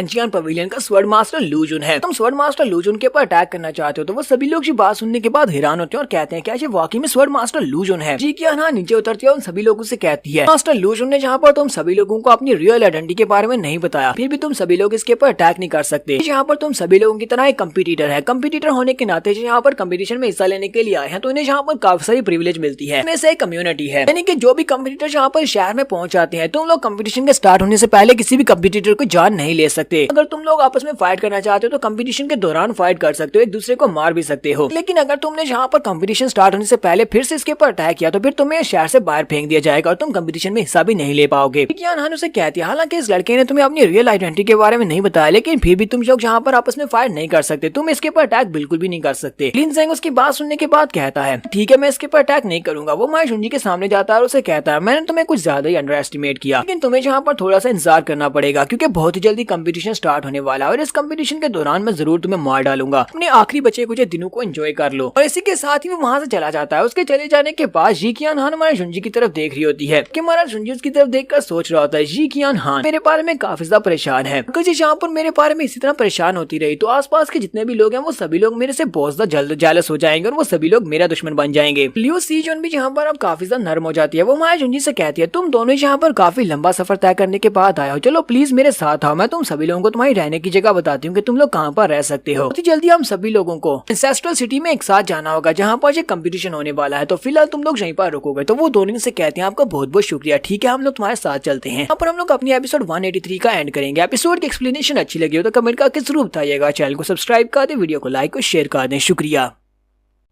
तो गाइस कैसे हैं आप सब लोग। स्वर्ड किंग के एपिसोड 184 के साथ हाजिर हो। तो लास्ट एपिसोड के एंड पे हमने देखा था उसी हमारे जी कियान हान और उसके साथ हमारा जुनजी होता है। वो उन दोनों से कहती है तुम दोनों क्योंकि हमारे मेहमान हो, तुम दोनों ने कंपटीशन में हिस्सा लेना है तो इसी वजह से तुम दोनों मेरे साथ चलो, मैं तुम्हारी अपनी लियो फैमिली में तुम्हारे रहने के लिए बंदोबस्त करती हूँ। कुछ दिनों के बाद हम लोग एंसेस्ट्रल सिटी की तरफ निकलेंगे जहाँ पर हमारा एग्जाम स्टार्ट होने वाला है, यानी यहाँ पर टेस्ट होने वाला है। जुनजी से कहता हाँ क्यों नहीं, चलो फिर ठीक है तुम्हारे साथ ही चलते हैं। तो मिस जी कियान भी से कहती है हाँ ठीक है। ल्यूसी आगे बढ़ती है और कियान जी से पूछती है मिस कियान जी मुझे ये बताओ कि क्या तुम्हारे साथ तुम्हारे कोई और दोस्त भी है, क्योंकि मुझे लगता है कि तुम्हारे साथ कोई और जरूर होगा, तुम 2 लोग होने चाहिए। कहती हाँ मेरे साथ है, मेरी जूनियर मेरे साथ है। फिर साथ ही वो कहती है सिस्टर चलो जल्दी से आ जाओ। तो वहाँ पर काफी सारा कोल्ड एयर निकलना स्टार्ट होता है। तुम्हारा जुनजी भी इसको महसूस करता है और कहता है ये तो बहुत ही कोल्ड एयर है, यहाँ पर बहुत ही कोल्ड सा हो रहा है, लगता है कि कोई बहुत ही पावरफुल मास्टर यहाँ पर आने वाला है। एक बड़े से पंछी के ऊपर हमारी लियू ज़ियांग नीचे की तरफ उतरती है। तो फाइनली हमारी भाभी भी इस एपिसोड में आ ही गई है। तुम्हारा जुनजी उसकी तरफ देखता है और उसे देखते पहचान जाता है। वो कहता है ये तो मेरी लियू ज़ियांग है। तो लियू ज़ियांग वहाँ पर जबरदस्त लैंडिंग करती है। लियू ज़ियांग के वहाँ पर लैंडिंग करने के बाद जी कियान हान उन सभी लोगों से कहती है ये मेरी जूनियर सिस्टर है, इसका नाम शुई लियू ज़ियांग है। क्योंकि हमारा जुनजी उसे देखने के बाद काफी ज्यादा हैरान होता है और साथ ही वो अपने आप से कह रहा था मुझे रिलैक्स होने की जरूरत है क्योंकि इस वक्त मैं अपनी आइडेंटिटी को छुपाए हुए हूँ, इस वक्त मैं लू जुन के आइडेंटिटी के साथ हूँ, मुझे देख भी लेती है तब भी मुझे पहचान नहीं पाएगी। ल्यूसी भी उसे देखने के बाद काफी ज्यादा खुश होती है और उसकी तारीफ करते हुए कहती है तुम्हारी जो लिटिल मिस ये तो हीवंस के 4th लेवल तक पहुंच भी चुकी है, हालांकि ये काफी ज्यादा यंग लगती है लेकिन फिर भी कल्टीवेशन काफी ज्यादा इंप्रेसिव है। लियू ज़ियांग आगे से उसे जवाब देते हुए कहती है तुमने तो मेरी बहुत ज्यादा तारीफ कर दी। जबकि हमारा जुनजी इसकी बात सुनने के बाद सोच रहा होता है मेरी लियू ज़ियांग तो बिल्कुल भी ऐसी नहीं थी, वो तो लोगों के साथ काफी ज्यादा ओपन थी, वो अच्छे से बात करती थी कि इसके साथ कुछ ना कुछ गलत हुआ है। जी कियान उसे कहती है मिस लीसी तुम्हें यहाँ पर ज्यादा परेशान होने की जरूरत नहीं है, इसकी बातों को माइंड मत करना। ये लिटिल मिस ये हमेशा अकेले में कल्टीवेट करती है और हमेशा अकेले में रहती है, इसी वजह से ये लोगों से ज्यादा घुलती मिलती नहीं है, ना ही उनसे ज्यादा बात करती है। तो मिस ल्यूसी उसे कहती है मुझे इस बात से जरा भी मसला नहीं है, बहुत ही जल्दी कंपटीशन स्टार्ट होने वाला है तो मुझे उसकी तैयारियां करने के लिए जाना है, तो तुम लोग जाओ अपने रूम में चले जाओ, जबकि मैं भी यहाँ से जा रही हूँ। कियान उसे कहती है तुम्हारा बहुत बहुत शुक्रिया। जबकि हमारा जुनजी वहाँ पर सोच रहा होता है लियू ज़ियांग को मुझसे बिछड़े हुए पूरे 2 साल हो चुके हैं, 2 साल के अरसा में लियू ज़ियांग 4थे लेवल तक पहुंच चुकी है, यानी कि मुझसे सिर्फ और सिर्फ एक ही लेवल अप है। इसकी ग्रोथ तो काफी ज्यादा एबनॉर्मल है, यानी कि इसकी कल्टीवेशन काफी ज्यादा एबनॉर्मल है, ये बड़ी तेजी के साथ बढ़ रही है। मुझे लगता है कि 9th फ्रोस्ट पैलेस वालों ने इसके साथ कुछ ना कुछ गलत किया है, वजह से इसकी मेडियंस अब चेंज हो चुकी हैं। हमारे जुनजी का छोटा लिटिल स्पिरिट जल्दी से बाहर निकलता है और हमारे जुनजी के कंधे पर बैठ जाता है और उसे चाटना शुरू कर देता है। हमारा जुनजी से कहता है तुम्हें परेशान होने की जरूरत नहीं है, बिल्कुल ठीक हूँ। पास से स्पिरिट फ्रूट निकालता है और उसे खिलाना शुरू कर देता है। जबकि मिस ल्यूसी ये देखने के बाद काफी हैरान होती है और चिल्लाकर उसे कहती है तुम क्या खा रहे हो, तुम इस तरह के स्पिरिट फ्रूट को इस छोटी सी कैट को क्यों खिला रहे हो। हमारा जुनजी से कहता है अब इसमें गलत क्या है, क्या मैं इस फ्रूट को इस कैट को नहीं खिला सकता। वो उसे कहती है क्या तुम्हें पता भी है कि ये फ्रूट कौन सा फ्रूट है, बहुत ही रेयर फ्रूट है, यहाँ तक अगर हम लोग भी इसको ढूंढना स्टार्ट करें तो ढूंढना काफी ज्यादा मुश्किल हो जाएगा। जैसी लड़की जिसके पास स्पिरिट फ्रूट्स की कमी नहीं है, हम लोग भी इसे इतनी आसानी के साथ कहीं पर भी नहीं फेंकने वाले, और तुमने इसे यहाँ पर एक बिल्ली को खिला दिया। जुनजी से कहता है जब तक मेरे छोटे दोस्त को ये चीज पसंद है, चाहे उसे कोई भी चीज क्यों ना पसंद दो, अगर मैं उसे हासिल कर सकता हूँ तो मैं उसे हासिल करके उसे वो जरूर खिलाऊंगा। ल्यूसी को जुंजी की बात सुनने के बाद काफी ज्यादा झटका लगता है। वो कहती है तो इसका मतलब ये है कि इसकी नजर में इस बिल्ली की अहमियत मुझसे भी ज्यादा है। इस स्पिरिट फ्रूट को यहाँ पर खरीदना चाहती थी, लेकिन इसने स्पिरिट फ्रूट को खरीद कर इस बिल्ली को खिला दिया। स्पिरिट बीस्ट भी उसकी तरफ घूर कर देखता है। उसके बाद हमारा स्पिरिट बीस्ट जंप करते हुए साइड के ऊपर चला जाता है। हमारा जुंजी कहता है तुम कहाँ पर जा रहे हो, लगता है इसका पेट भर गया, चला गया है। जुंजी वहाँ से सीधा अपने रूम की तरफ जाता है। रात वहाँ पर गुजारने के बाद सुबह के वक्त हमारा जुंजी घूम फिर कर फिर से वापस आता है और मिस सूजिया से पूछता है क्या मेरा स्पिरिट बीस्ट जागा के नहीं। वो कहती है वो जागा नहीं है, वो अभी तक सो रहा है। उसकी बॉडी के अंदर से काफी अजीब सा ऑरा निकल रहा है और वो काफी ज्यादा अजीब है। मैंने पहले उसकी बॉडी से इस तरह का ऑरा महसूस नहीं किया, लेकिन उसको महसूस करने के बाद मुझे ऐसा बिल्कुल भी नहीं लगा कि उससे कोई कुछ बुरा होने वाला है, इसलिए मुझे नहीं लगता कि उसे डिस्टर्ब करना चाहिए। तुम्हारा जुंजी से कहता है अच्छा ठीक है, तुम्हारा शुक्रिया, उसके ऊपर नजर रखना। जुंजी से कहता है एक और बात है, अब जबकि लियुआन की सारी टेंशन मेरे ऊपर है तो मुझे लगता है कि वो तुम्हारे बारे में भूल चुका है। अपने होमलैंड में वापस जा सकती हो, तुम अपने होमलैंड में बिना किसी डर के चली जाओ। तो कहती है तुम्हारा बहुत बहुत शुक्रिया स्वॉर्ड मास्टर लूशन, तुमने यहाँ पर मेरे ऊपर एक बहुत बड़ा एहसान किया है। तो यहाँ पर सोच भी नहीं सकती कि मैं इसके बदले में तुम्हारे लिए क्या कर सकती हूँ, मैं इसके बदले में तुम्हारा एहसान कैसे चुकाऊंगी। यहीं पर वो उसे कुछ कहने लगती है, शायद वो उसे कह रही होती है कि अपनी बॉडी के साथ रिपेयर करो। तो जुंजी उससे पहले ही रोक देता है और कहता है नहीं, सबकी जरूरत नहीं है। जुंजी उससे कहता है मैंने तुम्हें स्काई स्टार सिटी के बाहर तुम्हें बता दिया था कि हमने तुमसे जो स्पिरिट फ्रूट्स लिए थे वो सारे स्पिरिट फ्रूट्स के बदले में तुम्हारी यहाँ पर मदद करने वाला हूँ। इसका मतलब यह है कि जहाँ पर हम दोनों का हिस्सा बराबर हो चुका है, मैंने उन स्पिरिट फ्रूट्स की कीमत चुका दी है। साथ ही वो फिर से कुछ कहने लगती है, लेकिन मैं यहाँ पर तुम्हें देने वाली हूँ। तुम्हारा जुंजी से कहता है नहीं चली जाओ। तुम्हारा जुंजी उसके पास से आगे गुजर जाता है और उससे कहता है कि अभी ज्यादा टाइम नहीं हुआ तुम्हें अपनी फैमिली से अलग हुए, लेकिन मुझे लगता है कि तुम्हारे फादर तुम्हें लेकर काफी ज्यादा परेशान होंगे। जब तुम वापस जाओगी तो वो तुम्हें देखकर बहुत ज्यादा खुश हो जाएंगे, इसलिए प्लीज जल्दी से वापस चली जाओ। कुछ ही दिनों में मैं यहाँ पर ग्रेट फैमिलीज के कंपटीशन को अटेंड करने वाला हूँ। 6 ग्रेट फैमिलीज के कंपटीशन को अटेंड करने के लिए मुझे उन सभी लोगों से निपटना पड़ेगा जो सभी लोग मेरे खिलाफ होने वाले हैं, क्योंकि जब वो कंपटीशन स्टार्ट होगा तो मेरी मुश्किलात और भी ज्यादा बढ़ने वाली हैं। अगर तुम मेरे साथ रहोगी तो ये सारी की सारी मुश्किलात का सामना तुम्हें भी करना पड़ेगा। मैं नहीं चाहती कि तुम यहाँ पर मेरे साथ इन सारी मुश्किल में पड़ जाओ। इस सूजिया उससे कहती है अच्छा ठीक है, अगर तुम इसी तरह चाहते हो तो फिर ठीक है, मैं यहाँ पर तुम्हें बाय बोलती हूँ। तो वो उसे बाय बोलने के बाद वहाँ से आगे की तरफ बढ़ जाती है। साथ ही वो रोना शुरू कर देती है और कहती है मुझे तो ऐसा लगता है जैसे कि हम दोनों एक दूसरे के पास से सिर्फ गुजर कर ही आगे चले गए हैं। मुझे लगा था कि शायद हम दोनों के बीच में कुछ हो सकता है और उसके बाद वो वहाँ से चली जाती है। जबकि रात के वक्त का सीन दिखाते हैं। रात के वक्त हमारी ल्यूसियांग बैठी कल्टीवेट कर रही होती है। जुंजी उसके पास पहुंच जाता है। ल्यूसियांग उसे देखती कहती है कौन है वहाँ पर, और साथ ही वो अपनी पावर्स को रिलीज करते हुए अपनी आइस के साथ एक पाम बनाती है और उसके ऊपर अटैक कर देती है। हमारा जुंजी भी अपनी एनर्जी के साथ उसके अटैक को ब्लॉक करता है। वहाँ पर एक जबरदस्त धमाका होता है और उस धमाके घटने के बाद वहाँ पर दिखाते हैं हमारा जुंजी अपनी रियल फॉर्म में होता है और उसके सामने खड़े उसे कहता है 2 साल गुजर चुके हैं। 2 साल पहले तुम सिर्फ एक छोटी सी बच्ची थी और तुम्हें ये भी नहीं पता था कि स्पिरिट पावर होती क्या है, लेकिन अब यहाँ पर देखो तो सही, तुम हीवन राम की 4th लेवल तक पहुंच चुकी हो और तुम स्पिरिट पावर को भी यूज कर सकती हो। इस वक्त 9 फ्रोजन पैलेस की तरफ से इस कंपटीशन को जीतने के लिए यहाँ पर आई हो। इसका मतलब ये है कि तुम मिलियंस में एक हो। ल्यूजियांग हमारे जुंजी को देखकर नहीं पहचानती। वो उसे कहती है तुम ब्लैक ड्रेस में, मुझे लगता है कि तुम एक असैसिन हो। तुम यहाँ पर मेरी मेडिटेशन को डिस्टर्ब करने के लिए आए हो और मुझे मारने के लिए आए हो। तुम्हें किसने यहाँ पर भेजा है? जुंजी इस बात से काफी हैरान होता है और कहता है क्या तुमने यहाँ पर मुझे पहचाना नहीं? आदमी हमारा जुंजी सोच रहा होता है मैंने यहाँ पर अपनी अपीयरेंस को नॉर्मल में चेंज किया है, यानी कि मैं दोबारा से जुंजी बन चुका हूँ, लेकिन फिर भी यहाँ पर मुझे पहचान क्यों नहीं रही? ल्यूजियांग फिर से अपने हाथ को सामने की तरफ करते हुए एनर्जी को रिलीज करते हुए जुंजी के ऊपर अटैक करती है और उसे कहती है मैंने तुम्हें नहीं पहचाना, तुम कौन हो? जुंजी अपनी ब्लैक स्वॉर्ड को निकालते हुए उसके अटैक को ब्लॉक करता है। वो यहाँ पर उस अटैक को बर्दाश्त कर रहा था क्योंकि वो अटैक काफी ज्यादा पावरफुल होता है। जुंजी कहता है इसका चील तो बहुत सा हॉरिफाइंग है। तुम्हारा जुंजी कहता है इस वक्त मेरी बॉडी बहुत ज्यादा स्पेशल बॉडी है, यानी कि मेरे पास ग्लास एट्रीब्यूट है। अगर ये यहाँ पर नॉर्मल आइस मैजिक को यूज करती तो मेरे पर काम नहीं करते, लेकिन इस लड़की ने यहाँ पर जिन भी अटैक्स को यूज किया वो मेरे पर काम कर रहे हैं। मैं यहाँ पर ज्यादा देर तक रेजिस्ट नहीं कर पाऊंगा। जुंजी फिर से चलाकर उसे कहता है ल्यूजियांग क्या तुम मुझे भूल चुकी हो? मैं तुम्हारा ब्रदर जून हूँ। क्या तुम वाकई में मुझे भूल गई हो? क्या तुम्हें बिल्कुल भी याद नहीं कि मैं कौन हूँ? ल्यूजियांग उसे कहती है नहीं तुम मुझे बिल्कुल भी याद नहीं हो, मेरा कोई भी ब्रदर नहीं है। अगर तुम मेरे ब्रदर तो फिर मैं तुम्हारी ग्रैंड मदर हूँ। और साथ ही वो अपने हाथ को फिर से सामने की तरफ करते हुए एनर्जी को रिलीज करते हुए जुंजी के ऊपर पाम से अटैक करती है। वो अटैक काफी ज्यादा पावरफुल होता है। जुंजी काफी जख्मी होता है। वो उसे कहता है ल्यूजियांग हम एक दूसरे को बचपन से जानते हैं, जब हम दोनों छोटे छोटे बच्चे हुआ करते थे। हम दोनों ने बहुत कुछ एक साथ मिलकर फेस किया है। हम लोग यहाँ पर दोबारा से रीयूनाइट हो रहे हैं और तुम यहाँ पर मुझे बिल्कुल पहचान नहीं रही। मुझे लगता है कि जैसे कि तुम मुझे देखना ही नहीं चाहती। ल्यूजियांग का अटैक काफी ज्यादा पावरफुल होता है जिससे हमारा जुंजी पीछे की तरफ गिर जाता है। वो फिर से उसे कहती है अपनी बकवास बंद करो, मुझे तुम्हारी किसी बकवास के ऊपर बिल्कुल भी यकीन नहीं है, तुम एक असैसिन और तुम्हें यहाँ पर मरना होगा। जुंजी पीछे की तरफ गिरता है और अपने आप को रोकते हुए कहता है मुझे लगता है कि ये वाकई में मेरे बारे में सब कुछ भूल चुकी है, मुझे इसे किसी न किसी तरह से याद दिलाना होगा। क्योंकि जिस शुई ल्यूजियांग को मैं जानता था वो एक इंसान थी, ना कि इस तरह का एक वेपन थी। ये तो एक वेपन की तरह है। तो ल्यूजियांग फिर से हमारे जुंजी के ऊपर अटैक करने के लिए आगे की तरफ बढ़ती है। तो हमारा जुंजी कहता है चाहे कुछ भी हो जाए, जिसके साथ जो कुछ भी हुआ मैं उसकी तह तक जाऊंगा और जाकर इस मसले को सॉल्व करूंगा। क्या है मुझे भूल क्यों गई है? जब हमारे जुंजी के करीब पहुंचते हमारा जुंजी उसके हाथों में अपने हाथ डाल देता है और उसको वहाँ पर ब्लॉक करता है और उसे कहता है ल्यूजियांग मेरा नाम चूजियांग जुन है, तुमने मुझे प्यार से जुंजी कहा था और तब से मैं अपना नाम जुंजी लेता हूँ। मैं तुम्हारा हस्बैंड हूँ, क्या तुम इस बारे में बोल चुकी हो, क्या तुम मुझे बोल चुकी हो, क्या तुम हमारी शादी को बोल चुकी हो। लिू जियांग उसकी बात सुनने के बाद रुक जाती है और उसे कहती है क्या तुम मेरे हस्बैंड हो, मैं किसी भी चू जियांगशुन को नहीं जानती। जुनजी काफी खुश हो जाता है और कहता है हाँ मैं तुम्हारा हस्बैंड हूँ। जैसे हमारा जुनजी वहाँ पर खुश होकर उसे कहता है कि हाँ मैं तुम्हारा हस्बैंड हूँ, उसी के साथ ही सर पे हाथ रखती है और जोर जोर से चिल्लाना शुरू कर देती है। जब वो जोर जोर से चिल्ला रही होती है तो उसके चिल्लाने की वजह से उसका ऑरा रिलीज होता है। वहाँ जितने भी ड्रम्स होते हैं सभी लड़के वहाँ पर जाग जाते हैं और कहते हैं बाहर क्या हो रहा है। अचानक से इतनी ज्यादा शोर की आवाज आ रही है और साथ ही काफी ज्यादा ठंडी महसूस हो रही है। लिू जियांग अपनी पावर्स के ऊपर से कंट्रोल को खो देती है। जब वो वहाँ पर चिल्ला रही होती है तो उसकी एनर्जी रिलीज होती है और वहाँ पर बड़े बड़े आइस क्रिस्टल्स बन जाते हैं। तुम्हारा जुनजी भी इसके पास खड़ा होता है। जुनजी से कहता है तुम्हारे साथ क्या हो रहा है, तुम्हें इतनी ज्यादा पेन क्यों महसूस हो रहा है, मुझे जल्दी से बताओ कि 9th फ्लोर पैलेस वालों ने तुम्हारे साथ क्या किया है, तुम्हें इतनी ज्यादा दर्द क्यों महसूस हो रही है। लेकिन लिू जियांग उसकी कोई भी बात नहीं सुन रही होती, वो वहाँ पर जोर जोर से चिल्ला रही होती है। वहाँ पर जी क्यान भी पहुंच जाती है। जी क्यान भी अपनी पावर्स को रिलीज कर रही होती है। जुनजी कहता है जी क्या, जहाँ पर तो उसकी दोस्त आके वो जल्दी से अपने आप को दोबारा से कंसील कर लेता है। तुम्हारा जुनजी वहीं पर गायब हो जाता है, जिसकी वजह से जी क्यान उसे वहाँ पर देख नहीं पाती। जी क्यान हर वहाँ पर आने के बाद अपनी एनर्जी को रिलीज करते हुए लिू जियांग के ऊपर अटैक करती है। लिू जियांग की बॉडी के अंदर से क्रिस्टल निकलता है, वो क्रिस्टल उसको मैनिपुलेट करने के लिए होता है। हमारा जुनजी उस क्रिस्टल को देखते ही बहुत ज्यादा हैरान होता है और कहता है ये तो एक स्पिरिट स्टोन है जो कि मैनिपुलेट करने के लिए, लगता है कि इन लोगों ने इसकी बॉडी के अंदर मैनिपुलेशन वाला क्रिस्टल डाला है जिससे ये इसको कंट्रोल कर सकते हैं। तो जी क्यान हान वहाँ पर उस क्रिस्टल को बाहर निकालने के बाद अपनी एनर्जी की मदद से लिू जियांग को दोबारा से मैनिपुलेट करने की कोशिश करती है ताकि वो उसकी एनर्जी को कंट्रोल कर सके। जी क्यान हान इस बात से काफी ज्यादा गुस्सा होती है। वो उसे कहती है तुम कमीनी कहेंगी, तुम्हारी बॉडी के अंदर हमने मैनिपुलेशन वाला स्टोन डाल दिया, स्टोन मेरी मास्टर की बॉडी के अंदर होता तो वो भी कभी भी यहाँ से भाग नहीं सकती थी, यानी कि वो भी अपने ऊपर से कंट्रोल को खो नहीं सकती थी। लेकिन तुम यहाँ पर मेरी मास्टर से अपने आप को कंपेयर करने की कोशिश कर रही हो, तुम्हें लगता है कि तुम मेरी मास्टर से ज्यादा बेहतर हो। साथ ही वो एनर्जी को रिलीज करते हुए लिू जियांग के ऊपर अटैक करती है। वो लिू जियांग को सजा दे रही होती है, यानी कि वो बार बार उसके ऊपर स्लैशेस लगाती है और कहती है कमीनी घटिया लड़की कहेंगी, दोबारा तुमने यहाँ पर इस तरह की कोई हरकत की, तुम यहाँ पर इस क्रिस्टल की एनर्जी से निकलने की कोशिश की तो फिर तुम्हें नहीं छोड़ूंगी। हम तुम्हें पहले से यहाँ पर सिर्फ इसी शर्त पर लेकर आए थे कि ये स्टोन तुम्हारी बॉडी के अंदर रहेगा, तुमने यहाँ पर आने के बाद फिर से हमें धोखा देने की कोशिश की, तुम यहाँ पर मुझे मुश्किल में डाल रही हो। तो यहाँ पर हम लोग अपने एपिसोड 184 का एंड करेंगे। एपिसोड की एक्सप्लेनेशन अच्छी लगी हो तो कमेंट करके जरूर बताइएगा। चैनल को सब्सक्राइब कर दे, वीडियो को लाइक और शेयर कर दें। शुक्रिया।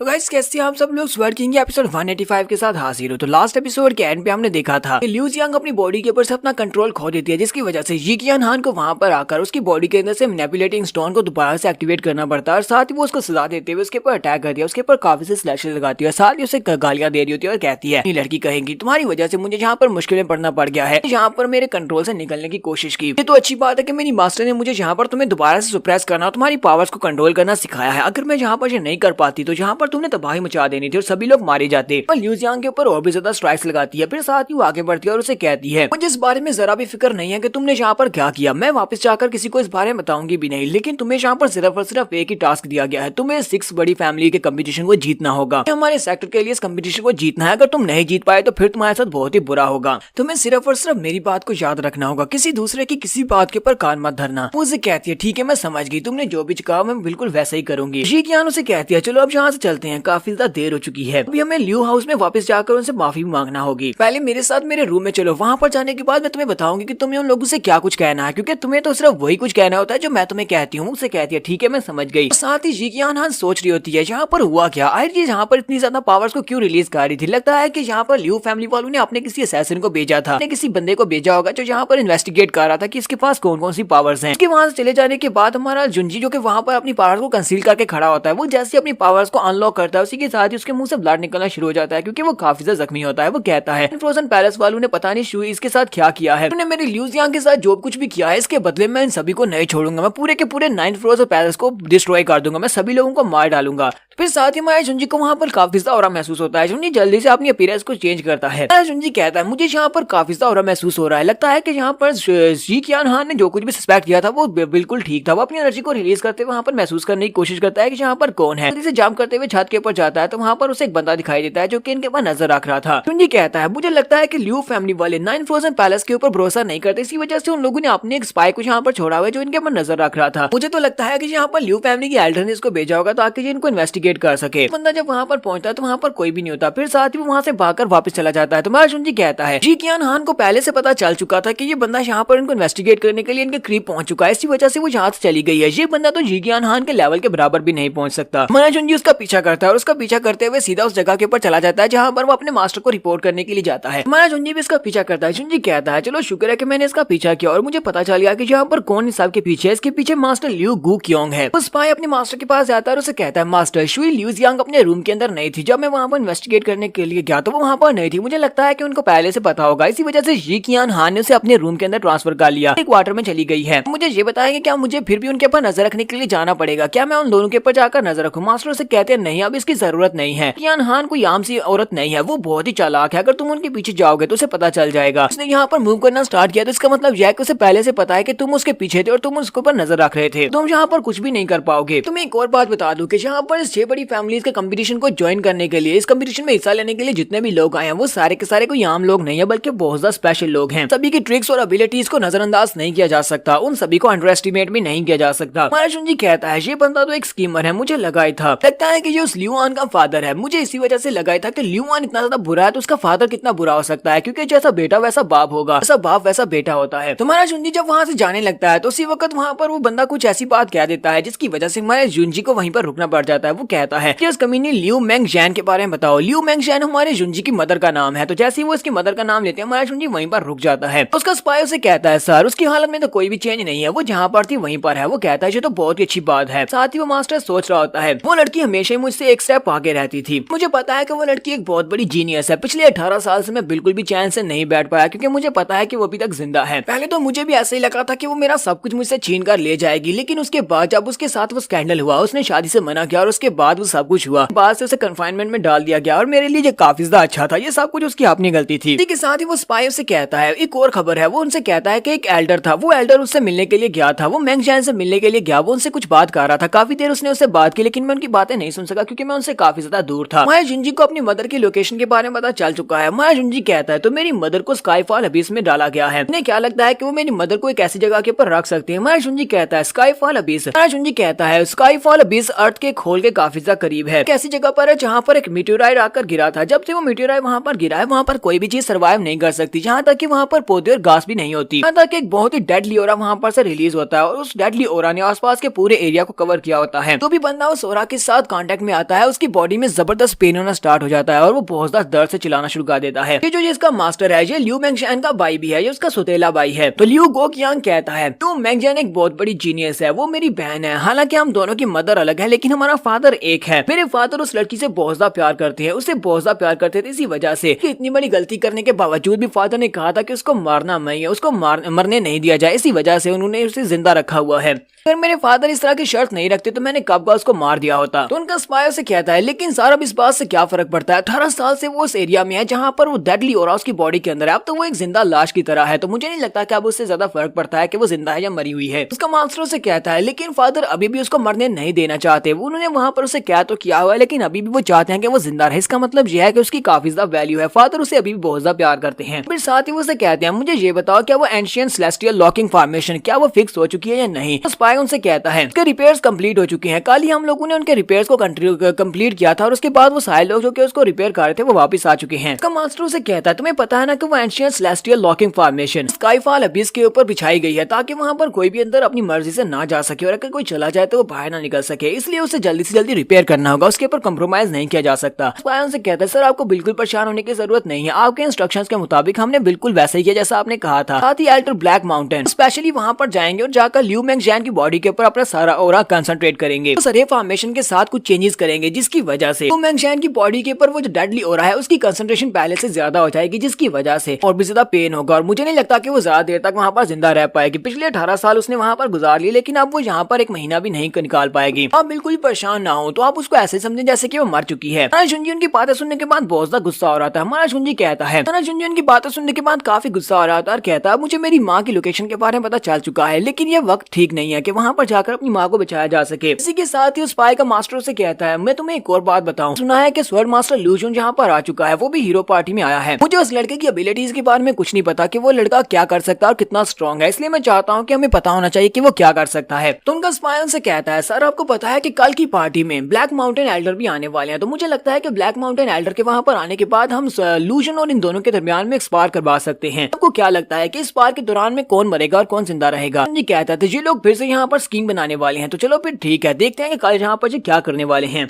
कि अगर ये लोग खुद से मेरे पास आने वाले हैं तो फिर मुझे भी यहाँ पर इनको मारने में देर नहीं करनी चाहिए। हमारा जुंजी जब वहाँ से वापस आता है तो उसका स्पिरिट भी जाग चुका होता है, वो जल्दी से भागता है हमारे जुंजी के पास आता है। हमारा जुंजी उसे कहता है तो तुम तो जाग गए। साथ ही वो उसे उठाकर कहता है तुम्हारी बॉडी के अंदर तो बिल्कुल भी चेंजेस चेंजेस नहीं आए। मुझे तो लगा था कितने सारे फ्रूट्स को खाने के बाद तुम्हारी बॉडी चेंज होगी, बड़ी होगी, जहाँ पे ट्रांसफॉर्म हो जाएगी। ये बताओ कितने सारे फ्रूट्स का तुमने क्या क्या है? तो वो साथियों से कहता है न्या न्या। तो हमारा जुंजी कहता है क्या तुम व्हाइट टाइगर को बुलाना चाहते हो? अच्छा ठीक है, मैं उसको बुलाता हूँ। जुंजी अपने व्हाइट टाइगर को बाहर निकालता है। जब वो व्हाइट टाइगर को बाहर निकालता है तो वो लिटिल बीस्ट जो होता है वो अपनी एनर्जी को रिलीज करते हुए उसके माइंड के अंदर घुस जाता है, कंप्लीटली कंट्रोल कर लेता है। तुम्हारा जुंजी कहता है जो तो बहुत ही हैरान करने वाली बात है, तुम तो अपनी पावर्स के साथ इस व्हाइट टाइगर को भी कंट्रोल कर सकते हो, ये काफी ज्यादा अच्छी बात है। साथ ही वो टाइगर के साइज को छोटा और बड़ा भी कर सकता है, यानी कि उसको कंट्रोल कर सकता है। जुंजी इस बात से और भी ज्यादा हैरान हो जाता है और कहता है लिटिल स्पिरिट तुम तो वाकई में काफी ज्यादा जीनियस हो। मुझे लगता है कि तुम्हें व्हाइट टाइगर की बॉडी काफी ज्यादा पसंद है, तुमने तो इस बॉडी को पहले से अपना अपना लिया है, तुम जब चाहे इसकी बॉडी के अंदर जा सकते हो और इसको कंट्रोल कर सकते हो। जुंजी से कहता है मेरे स्पिरिट बीस्ट तुम्हारी पावर्स काफी ज्यादा अच्छी हैं, मेरे इस व्हाइट टाइगर की इनडिस्ट्रक्टेबल बॉडी के साथ तुम्हारी पावर्स और भी ज्यादा बढ़ जाएंगी। मुझे लगता है कि तुम दोनों का कपल काफी ज्यादा अच्छा बनेगा। वो लिटिल बीस्ट उस व्हाइट टाइगर की बॉडी के अंदर से बाहर निकल आता है, हमारे जुंजी के पास आ जाता है। हमारे जुंजी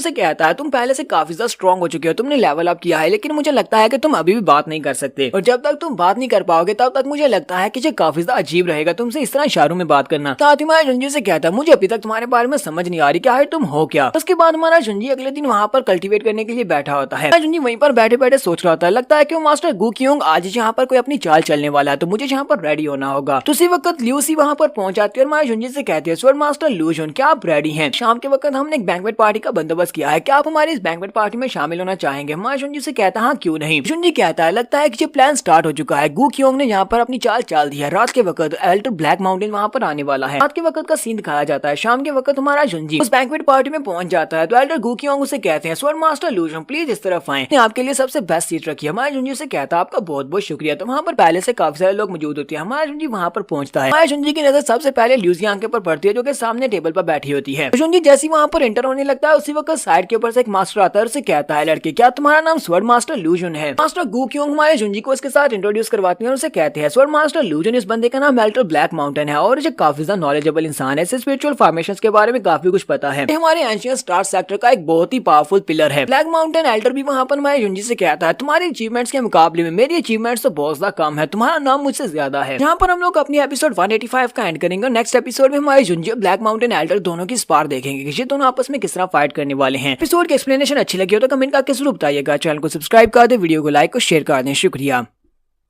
तो गाइस कैसे हैं आप सब लोग? स्वर्ड किंग के एपिसोड 186 के साथ हाजिर हो। तो लास्ट एपिसोड के एंड पे हमने देखा था टू फैमिली के एल्डर हमारे जुंजी को बैंक्वेट पार्टी में स्पेशली बुलाते हैं जहां पर एल्डर ब्लैक माउंटेन भी आने वाले हैं जो कि फॉर्मेशंस के एक्सपर्ट हैं। तो जब वो वहां पर पहुंचते हैं तो हमारे जुंजी से कहते हैं तुम्हारे बारे में मैंने काफी कुछ सुना है, तो तुम ही वो स्वर्ड मास्टर लूजन हो, बहुत ज्यादा फेमस हो, तुम्हारे मुकाबले मेरी अचीवमेंट्स काफी ज्यादा कम है क्योंकि मुझे फॉर्मेशंस और रे फॉर्मेशंस के बारे में काफी कुछ पता है, मुझे काफी ज्यादा नॉलेज है। साथ ही वो से कहते हैं मैं जहाँ पर तुम्हें इतना बताना चाहता हूँ, मैं इतने कॉन्फिडेंस के साथ मैं बता सकता हूँ कि मैंने एक बार एक बहुत ही स्पेशल फॉर्मेशन बनाई थी जिसे स्पिरिट फॉर्मेशन कहा जाता है, जिसे पर्पल शिमर स्टार फॉर्मेशन कहते हैं। एक वाकई में ट्रू फॉर्मेशन थी। उस फॉर्मेशन के बारे में मैं कह सकता हूँ कि मैंने उस फॉर्मेशन को बनाया था, जबकि तुम्हारी जो वेंजियन पवेलियन की स्वर्ड फॉर्मेशन है वो काफी ज्यादा अजीब है। तुम्हें नहीं लगता कि तुम्हारी फॉर्मेशन काफी ज्यादा लैकिंग है? जुंजी उसकी बात सुनने के बाद सोच रहा था, लगता है ये बंदा जानबूझकर मुझसे इस बारे में बात कर रहा है क्योंकि यहाँ पर बातों बातों में ये मुझे कहेगा कि मुझे इसके साथ फॉर्मेशन के साथ स्पार करनी है, तो फिर ठीक है मैं भी यहाँ पर इसको एंटरटेन करना। तुम्हारा जुंजी से कहता है अरे इस बात का क्या मतलब है? क्या तुम ये बात कहना चाहती हो कि हमारी वेंजियन पवेलियन की जो फॉर्मेशन है वो इतनी ज्यादा अच्छी नहीं है? अगर ऐसी बात है तो फिर मैं तुमसे सीखना चाहूंगा, मैं तुमसे सीखना चाहता हूँ क्या तुम्हारी जो शिमर फॉर्मेशन है वो इतनी ज्यादा अच्छी है? तो दोनों इसकी बात सुनने के बाद सोच रहे थे ये तो हमारे जाल में फंस चुका है, हमें पता था कि ये काफी ज्यादा एरोगेंट है लेकिन इतनी जल्दी ये फंस जाएगा हमें इस बारे में बिल्कुल भी नहीं पता था। हमने बस इसे यहाँ पर थोड़ा सा प्रोवोक किया और यहाँ पर हमारी बात में फंस चुका है। तय कि हमारे हायर ऑप्स इस बारे में गलत है, उन्हें लगा था कि शायद ये कोई बहुत ही जीनियस है लेकिन इतना भी जीनियस नहीं है। टू फैमिली के मास्टर आके बढ़ते हैं और उसे कहते हैं स्वर्ड मास्टर लूजन मुझे लगता है कि तुम्हें यहाँ पर इस बात को रिकंसिडर करना चाहिए, क्या तुम वाकई में हमारे एल्डर ब्लैक माउंटेन के साथ यहाँ पर स्पार मैच करना चाहते हो, वो भी फॉर्मेशंस को यूज करते हुए? क्योंकि हमारे एल्डर ब्लैक माउंटेन ये हमारे सीनियर एल्डर्स में से एक है, उन्होंने बहुत ही अरसा तक फॉर्मेशंस को स्टडी किया है। एल्डर ब्लैक माउंटेन भी हमारे जुंजी से कहते हैं हाँ मास्टर ने बिल्कुल ठीक कहा, यहाँ पर होल्ड पैक कर पाना काफी ज्यादा मुश्किल होगा क्योंकि तुम काफी ज्यादा कमजोर हो तो मैं फुल पावर को यूज नहीं कर पाऊंगा। साथ ही वो ब्लैक माउंटेन एल्डर से कहते हैं जबकि हम दोनों के दरमियान में गैप काफी ज्यादा बड़ा है, मेरी नॉलेज तुमसे ज्यादा है, तो फिर मेरे ये 3 स्टूडेंट्स तुमसे यहाँ पर फाइट करेंगे। ये तीनों की कल्टिवेशन लेवल फर्स्ट लेवल है, ये तीनों फॉर्मेशंस को बनाने में काफी ज्यादा अच्छे हैं, तीनों क्योंकि मेरे डिसाइपल्स हैं। अगर तुमने इन तीनों की बनाई हुई फॉर्मेशन को ब्रेक कर लिया तो मैंने जहाँ पर जो भी बात की तुम्हारी वेंचियन पवेलियन की स्वर्ड फॉर्मेशन के बारे में, तो वो मैं बात वापस लेने को तैयार हूँ। जुंजी कहता है ये तीनों जहाँ पर जान स्पिरिट फॉर्मेशन को डिजाइन करने वाले हैं। एक जान स्पिरिट फॉर्मेशन इस तरह डिजाइन की जाती है जिससे बहुत ज्यादा स्ट्रॉन्गर ओपोनेंट्स को हराया जा सकता है। अगर ये तीनों मिलकर यहाँ पर पावर को यूज करेंगे, एक फॉर्मेशन बनाएंगे, हायर लेवल के कल्टीवेटर को भी बड़ी आसानी से रोक सकते हैं। ल्यूसी भी उनसे कहती है एल्डर आपको नहीं लगता कि यहाँ पर ये कुछ ज्यादा ही हो रहा है? आप यहाँ पर तीनों स्टूडेंट्स को यूज करने वाले हैं जो काफी ज्यादा स्ट्रॉन्ग है और काफी अच्छे से फॉर्मेशन की स्टडी कर रहे हैं। जुंजी उनसे कहता है तुम लोगों को बिल्कुल भी परेशान होने की जरूरत नहीं है, मैं सब कुछ यहाँ पर संभाल लूंगा। साथ ही उनसे कहता है लेकिन मैं तुम सभी लोगों को एक बात बताना चाहता हूँ कि मैं यहाँ पर बिल्कुल भी होल्ड बैक नहीं करने वाला। सभी लोगों को इसके लिए जल्दी से जल्दी रेडी होना होगा। एल्डर ब्लैक माउंटेन उन लोगों से कहते हैं चलो फिर ठीक है, हम सभी लोग माउंटेन के ऊपर चलते हैं, वहाँ पर चलकर ये सब कुछ करते हैं, क्योंकि मुझे नहीं लगता कि यहाँ पर फाइट करना मुनासिब रहेगा, क्योंकि हम लोग इस वक्त एक हाउस के अंदर हैं। यहाँ पर फॉर्मेशंस के साथ फाइट करना बिल्कुल भी पॉसिबल नहीं है। ठीक यान हान कहती है मुझे भी ये काफी ज्यादा इंटरेस्टिंग लगता है, तो फिर ठीक है हम लोग भी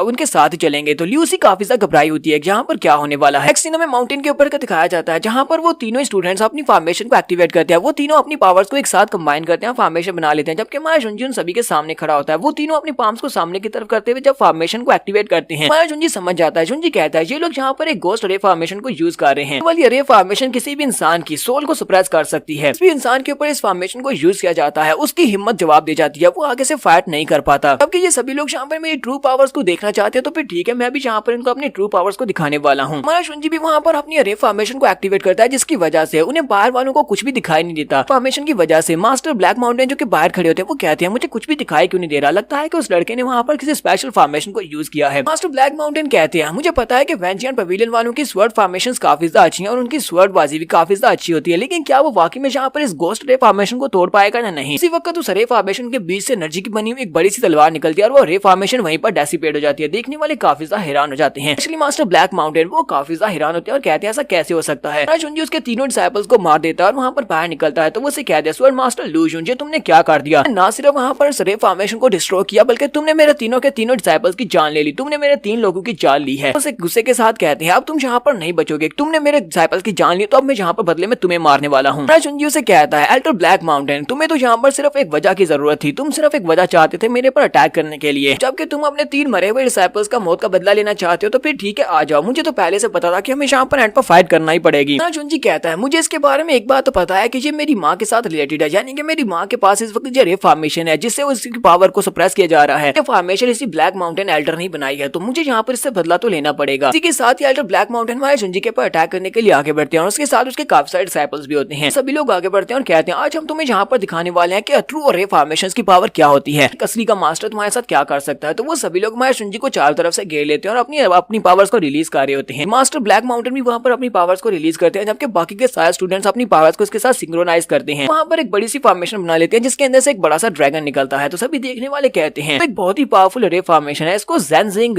लॉकिंग ड्रैगन रे फॉर्मेशन कहा जाता है। कि मास्टर ब्लैक माउंटेन बहुत ज्यादा गुस्से में है, जिसकी वजह से अब वो इस वर्ड मास्टर लूजन को बिल्कुल भी नहीं छोड़ने वाले। ये वाली फॉर्मेशन एक लेवल 6 की फॉर्मेशन है, तो मुझे नहीं लगता कि ये लड़का इस रे फॉर्मेशन को इतनी आसानी से तोड़ पाएगा। ये एक ड्रैगन लॉकिंग रे फॉर्मेशन है, तो लगता नहीं है कि स्वर्ड मास्टर लूजन इस रे फॉर्मेशन को तोड़ने के लिए ज्यादा कुछ कर सकता है। इसके बस की अब यहाँ पर कोई भी बात नहीं रही, तो वहाँ पर बहुत सारे ड्रैगन निकलते हैं। वो सारे ड्रैगन वहाँ पर इस फॉर्मेशन के अंदर से निकल रहे होते हैं। सभी लोग कहते हैं स्वर्ड मास्टर लूजन के लिए अब कोई भी उम्मीद नहीं बची, स्वर्ड मास्टर लूजन बच नहीं पाएगा। तो माया जुंजी वहीं पर खड़े खड़े अपनी तलवार निकालता है। अपनी तलवार को निकालने के बाद वो सामने की तरफ स्लैश लगाता है। तो एल्डर ब्लैक माउंटेन उसे कहते हैं तुम यहाँ पर अपने स्वर्ड इंटेंट को रिलीज करने के बाद भी कुछ नहीं कर पाओगे, तुम्हारा स्वर्ड इंटेंट इस फॉर्मेशन को तोड़ नहीं सकता। माया जुंजी उनसे कहता है चाहे कुछ भी हो जाए आज मैं इस रे फॉर्मेशन को तोड़ कर ही रहूंगा। इसी के साथ ही माया जुंजी अपनी और भी ज्यादा इंटेंट को रिलीज करता है। इसका इंटेंट बहुत ज्यादा पावरफुल होता है। सभी लोग अपने आप को कवर करते हैं और कहते हैं लड़के का स्वर्ड इंटेंट तो बहुत ज्यादा पावरफुल है, क्या ये इस फॉर्मेशन को तोड़ देगा। यान हान भी कहती है मैं वहाँ पर उस जगह के ऊपर होती तो मुझे नहीं लगता कि मैं उस अटैक को वहाँ पर डिफेंड कर पाती। ये लड़का बहुत ज्यादा पावरफुल है, इसको अंडर एस्टिमेट नहीं किया जा सकता। सो ल्यूसी भी वहीं पर खड़ी होती है। ल्यूसी कहती है क्या वाकई में ये इस लड़के की ट्रू पावर्स हैं, ये तो वाकई में बहुत ज्यादा पावरफुल है। ब्लैक माउंटेन एल्डर और उसके स्टूडेंट्स वहीं पर खड़े होते हैं और अपनी पावर्स को रिलीज करते हुए कहते हैं अभी ये सब कुछ खत्म नहीं हुआ। साथ ही ब्लैक माउंटेन एल्डर सोच रहे होते हैं इस लड़के ने यहाँ पर अपने पावरफुल अटैक को यूज कर दिया और मुझे नहीं लगता कि ये दोबारा यहाँ पर इस तरह के पावरफुल अटैक को जनरेट कर पाएगा। ये इसका आखिरी मूव था कि इसने यहाँ पर चल दिया है। इसी के साथ ही ब्लैक माउंटेन एल्डर फिर से वहाँ पर अपनी पावर्स को रिलीज करते हैं और उसके ऊपर अटैक कर देते हैं। कहते हैं अब तुम्हें यहाँ पर अपनी हार मानना पड़ेगी। इसी वो माया जुंजी के ऊपर अटैक करने लगते हैं। उसी वक्त उन्हें पता चलता है कि उनके आसपास की सारी स्पेस सील हो चुकी है। वो उसे कहते हैं अब यहाँ पर तुम कौन सी ट्रिक को यूज कर रहे हो, तुमने हमारे आसपास की स्पेस को सील क्यों कर दिया है। माया जुंजी उसे कहता है मैंने यहाँ पर आसपास की स्पेस को इसलिए सील कर दिया क्योंकि यहाँ पर जिस टेक्निक को मैं यूज करने वाला हूँ वो टेक्निक कोई और ना देख देख ले। तो एल्डर ब्लैक माउंटेन उसे कहते हैं तुम्हारी ये वाली ट्रिक मुझे बिल्कुल भी नहीं डरा सकती। तुम्हारा जुंजी उसे कहता है तुम्हें डराया किसने है? क्योंकि बाहर के लोग यहाँ पर कुछ भी देख नहीं सकते तो मैं यहाँ पर अपनी सबसे पावरफुल ट्रिक्स को यूज कर सकता हूँ। तो उस ट्रिक को यूज करूंगा जिससे मैं तुम सभी लोगों को सिर्फ एक ही बार में मार सकता हूँ। तुम्हारा जुंजी वहीं पर खड़े खड़े जब अपनी स्वॉर्ड इंटेंट को रिलीज करता है तो ये स्वॉर्ड इंटेंट पहले से भी ज्यादा पावरफुल होता है। तो वहाँ पर काफी सारे फ्लैशेस निकलते हैं और वो सारे स्टूडेंट्स नीचे की तरफ गिरना शुरू कर देते हैं। हमारा जुंजी कहता है मैं तो एक 9th ग्रेड के रे फॉर्मेशन को भी बड़ी आसानी से तोड़ सकता हूँ और तुमने तो यहाँ पर सिर्फ और सिर्फ एक 6 लेवल के रे फॉर्मेशन को बनाया है। तुम्हें क्या लगा था कि तुम इस 6 लेवल के रे फॉर्मेशन के साथ मुझे लॉक कर सकते हो? फिर जुंजी उसे कहता है अब यहाँ पर इस बात को हमेशा याद रखना कि तुम्हारे जितने भी स्टूडेंट्स हैं ये सारे के सारे तुम्हारी गलती की वजह से मरे हैं। और वो हमारा जुंजी वहाँ पर उन सभी के पास फ्लैशेस लगाना स्टार्ट करता है। एक एक करते हुए हमारा जुंजी उसके जितने भी डिसाइपल्स होते हैं उन सभी को मार देता है। सभी डिसाइपल्स के मरने के बाद मास्टर ब्लैक माउंटेन बहुत ज्यादा घबरा जाता है और उसे कहता है जी तुमने क्या कर दिया? जुंजी उसके सामने आकर खड़ा हो जाता है और उसे कहता है सिर्फ और सिर्फ तुम अकेले ही बचे हो, तुम्हें बाकी सभी लोग तो मर चुके हैं। एल्डर ब्लैक माउंटेन इस बात से बहुत गुस्सा होते हैं और गुस्से के साथ चिल्लाकर उसे कहते हैं अब मैं तुम्हें यहाँ पर नहीं छोड़ने वाला। तुमने मेरे सारे डिसाइपल्स को मार दिया था, पीछे क्या बचा है? ये बताओ कि तुम्हें मुझसे क्या चाहिए? अब मैं तुम्हें मार डालूंगा। और अपने पास से ब्रश निकालता है और उसके साथ एनर्जी को रिलीज करते हुए हमारे जुंजी को मारने के लिए आगे बढ़ने लगता है। जुंजी वहीं पर खड़े खड़े फिर से अपनी तलवार को घुमाता है और उसके ऊपर अटैक करता है जिससे वो फिर से नीचे की तरफ गिर जाता है। जुंजी उसे कहता है मुझे ये बताओ कि एंशिएंट स्टार सेक्टर में स्टार एबिस के अंदर जो रे फॉर्मेशन है जो कि उसको सील करती है वो रे फॉर्मेशन किसने बनाई है? क्या वो तुमने बनाई है? क्या वो वाकई में तुमने बनाई है जो कि लियू मेंगजैन को वहां पर सील कर रही है? उसे कहते हैं तुम लियू मेंगजैन के बारे में कैसे जानते हो? तुम्हारा जुंजी उसे कहता है तुम्हें इस बारे में सवाल पूछने का कोई भी हक नहीं है। मुझे ये बताओ तुमने वहां पर वो फॉर्मेशन बनाई है? मुझे ये भी बताओ क्या मास्टर लियू वेंटियान लियू मेंगजैन से मिलने के लिए वहां पर गया था या नहीं? मास्टर ब्लैक माउंटेन उसे कहते हैं मुझे इस बारे में कुछ भी नहीं पता कि हमारी फैमिली के जो पुराने पैट्रियार्च थे वो कभी भी हमें अपने साथ लेकर नहीं जाते थे। हालांकि मैं वहीं पर था लेकिन फिर भी वो मुझे अपने साथ नहीं आने देते थे जब भी वो लियू मेंगजैन से मिलने के लिए जाया करते थे, इसलिए मुझे नहीं पता कि उन्होंने वहां पर क्या बात की। जुंजी से कहता है चलो ये बात तो ठीक है। फिर साथ ही वो उसके ऊपर अटैक करता है कि बॉडी के ऊपर एक कट लगाता है जिसकी वजह से तो ब्लैक माउंटेन फिर से जोर जोर चलाना शुरू कर देते हैं और होते हुए से कहते हैं अच्छा अच्छा ठीक है मैं बताता हूँ। तो ब्लैक माउंटेन उसे कहते हैं ये बात तो पता होगी कि एंशिएंट स्टार सेक्टर की एक बहुत ही जीनियस लड़की जिसका नाम लियू मेंगजैन है उसको वहां पर सील करके रखा गया है। पैट्रियार्च को लगता है कि उसकी बॉडी के अंदर बहुत ही पावरफुल सीक्रेट है जो कि उसने अपनी बॉडी के अंदर छुपा कर रखा हुआ है, इसी वजह से हमने उसकी जान नहीं ली बल्कि उसे वहां पर सील करके रखा हुआ है। जुंजी उसे कहता है अच्छा मुझे ये बताओ क्या तुम्हारे पास उस स्टार फॉलिंग एबिस की स्पेसिफिक मैप है जिसको फॉलो करते हुए हम लोग अरे फॉर्मेशन से बचते हुए लियू मेंगजैन तक पहुंच सकते हैं? वो अपने पास से एक स्क्रॉल निकालता है और उसे कहता है हाँ जी वो मैप है। जुंजी इस मैप को ओपन करता है तो ब्लैक माउंटेन एल्डर उसे कहता है अब तो मैंने तुम्हें यहाँ पर वो मैप भी दे दिया, तुम्हें मुझसे जो कुछ पूछना था मैंने तुम्हें वो सब कुछ बता दिया है, प्लीज मुझे यहाँ से जाने दो, मुझे मत मारना। तुम्हारा जुंजी उसे कहता हाँ क्यों नहीं, तुम्हें वाकई में लगा था कि मैं यहाँ पर तुम्हें जिंदा छोड़ दूंगा? जुंजी उसे कहता है मैं यहाँ पर तुम्हें एक और वजह से भी जिंदा नहीं छोड़ सकता क्योंकि मैंने यहाँ पर तुमसे जो इन्फॉर्मेशन ली है लियू मेंगजैन के बारे में, वो लियू मेंगजैन मेरी माँ है। मेरी माँ के साथ तुमने जो भी बुरा किया उसका आज तुम्हें यहाँ पर खमियाजा भुगतना पड़ेगा। इसी के साथ ही हमारा जुंजी अपनी तलवार को घुमाता है और उसके ऊपर एक फाइनल ब्लो देता है। इसकी वजह से एल्डर ब्लैक माउंटेन वहीं पर मर जाता है। तो एल्डर ब्लैक माउंटेन के मरने के बाद बाकी के सभी लोग बाहर खड़े होते हैं, वो देख रहे होते हैं और कहते हैं कुछ भी दिखाई नहीं दे रहा, अंदर क्या हो रहा है हमें कुछ भी समझ नहीं आ रही कि वहाँ पर हो क्या रहा है। यहाँ पर हम लोग अपनी एपिसोड 186 का एंड करेंगे। एपिसोड की एक्सप्लेनेशन अच्छी लगी हो तो कमेंट करके जरूर बताइएगा। चैनल को सब्सक्राइब कर दे, वीडियो को लाइक और शेयर कर दे। शुक्रिया।